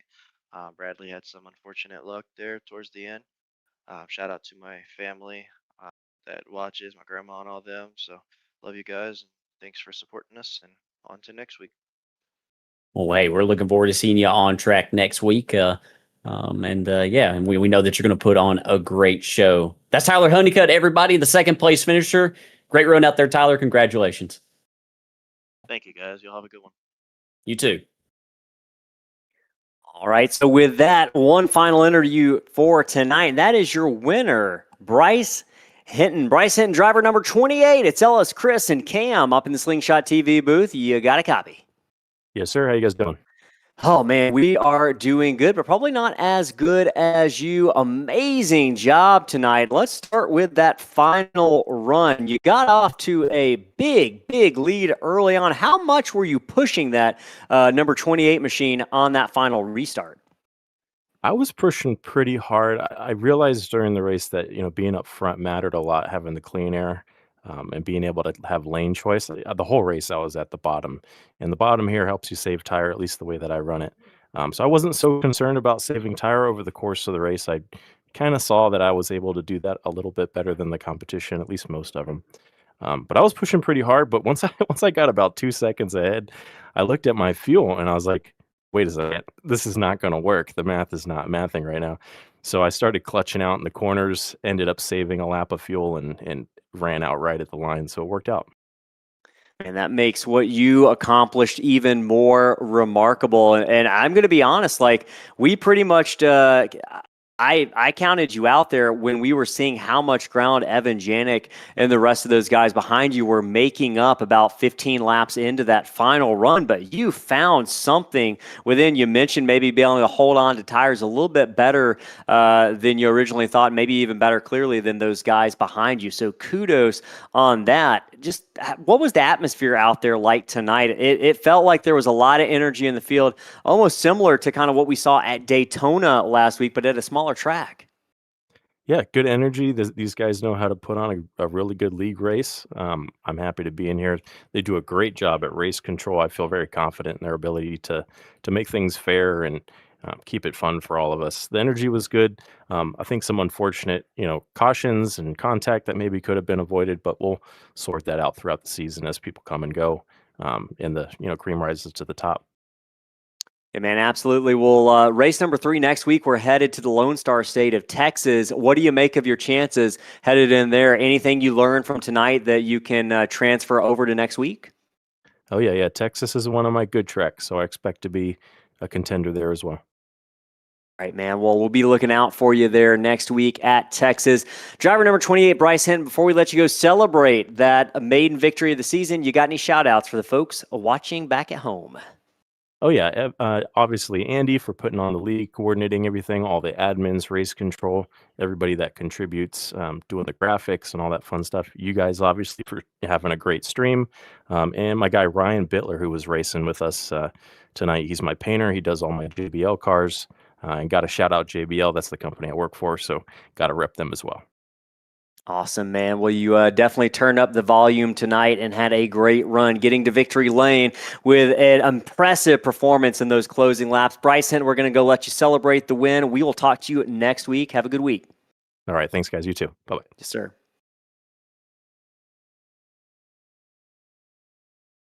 Silly me, I moved the wrong person out. There we go.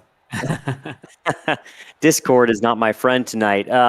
Chris, let's go ahead and just look at the finishing order for tonight, where these drivers stacked up at the end of the evening. We've obviously talked to the top three in those finishing orders, but fourth was Christian Barnes, kind of late in the weeds much of the night, but second half of the race worked his way up into the fourth position. Evan Janik, maybe the toughest pill to swallow among the drivers is maybe Evan Janik, who's probably kicking himself for a couple of mistakes or just tough racing gone wrong there in the final closing laps of the race. Puts him back to fifth, but still a great top five finish.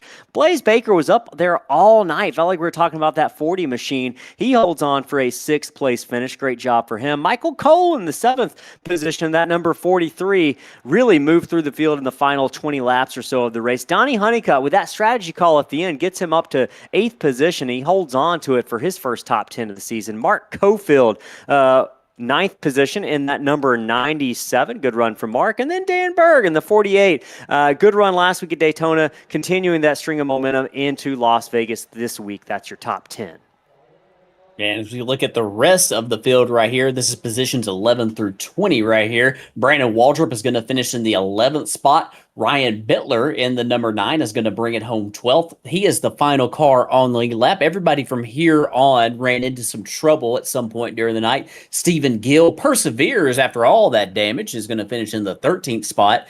Jacob Cochran, man, what might have been? We saw him get out in front of the eventual race winner, Bryce Hinton. Was able to hold him off right here, but unfortunately, Jacob is 6 laps down at the conclusion of tonight's race. Brandon V is going to bring it home in 15th spot. Bradley Minor, teammate to the race, to the second and third place finishers tonight, is going to bring it home in 16th spot. Casey Bristow is going to finish in 17th position right here. Enoch Hancock, it says 28th right here because I believe that driver of the number 1 was disqualified tonight. So he won't finish in 18th. He's actually going to finish in 28th. 18th will be Jordan Bridges, and in 19th will be Brad T. Nelson. And then 20th position is going to be Brock Whiteman with Tyler Hensley. Early trouble, but a fast car tonight for that 53. He's going to finish 21st. It's going to be 22nd for Dustin Lewis. I'm just looking through what might be causing that scoring issue. Yeah, Dustin Lewis is going to finish in the 22nd position. Brett Wren finishes 24th. Oh boy, these are all out of order. And we might have, I think that disqualification kind of threw these out of whack. But Brett Wren is going to finish in the 25th position. Jordan Ives is going to finish 24th in that number 31 machine. Vince Short, 26th in the 15. Trevor McCoy, 27th in that 00. And then 28th. Actually, that's going to be the only the remaining drivers. The other drivers did not qualify. Yeah, go ahead. Yeah, Enoch, I think, is going to finish in 28. The final car in the standings, because that number 1 car was disqualified. So this will definitely mean a point shakeup for week 2, head into week 3 at Texas next week. And that is going to be an exciting race. I think you definitely could see some similar racing at Texas as you saw tonight, Chris. What does that mean? What are you looking forward to next week in the Downtown Auto Sales Series from Texas? Yeah, it might be some of the same drivers that we saw up front tonight. It is a different type of mile and a half, Ellis. Not as conducive for the side-by-side racing that we saw tonight. Definitely from some fast speeds, though. Two very different ends of the racetrack. Turns 1 and 2, very, a lot flatter than turns 3 and 4. Turns 3 and 4, these drivers might be pretty close to wide open. Probably not wide open, though, in these Xfinity cars that have less downforce than, say, the trucks, for instance. But, yeah, two very different ends, and presents a unique challenge for the drivers. Not the standard mile and a half that, cookie cutter that we see, on the NASCAR schedule. Indeed. We'll be headed there for week number 3 next Thursday night. Same channel, same time. But don't worry, we've got a lot more racing going on the channel in between. Monday's an off week for the UD Awards National Series for Slingshot Racing League. And then on Wednesday night, I believe Slingshot Racing League. Chris, where are they headed on Wednesday night for the Stand-Up Fight Series Invitational? We're headed for 167 laps around North Wilkesboro for a crown jewel money race. So some money on the line for the top 3 drivers. You can catch that race Wednesday right around, I believe, what time is the green flag? 8:40 on that, Chris? It will be around, 8:40 Eastern time. 8:40 Eastern time. Broadcast will start around 8:30 Eastern time. Folks, tune in for all that live racing action. We appreciate everyone stopping by tonight. We hope everyone is safe on Halloween and gets plenty of candy and has a great weekend. Folks, we will catch y'all on the opposite end of the weekend. Talk to y'all on Wednesday night. Have a great week, folks. Thanks for tuning in, everybody. Bye for now.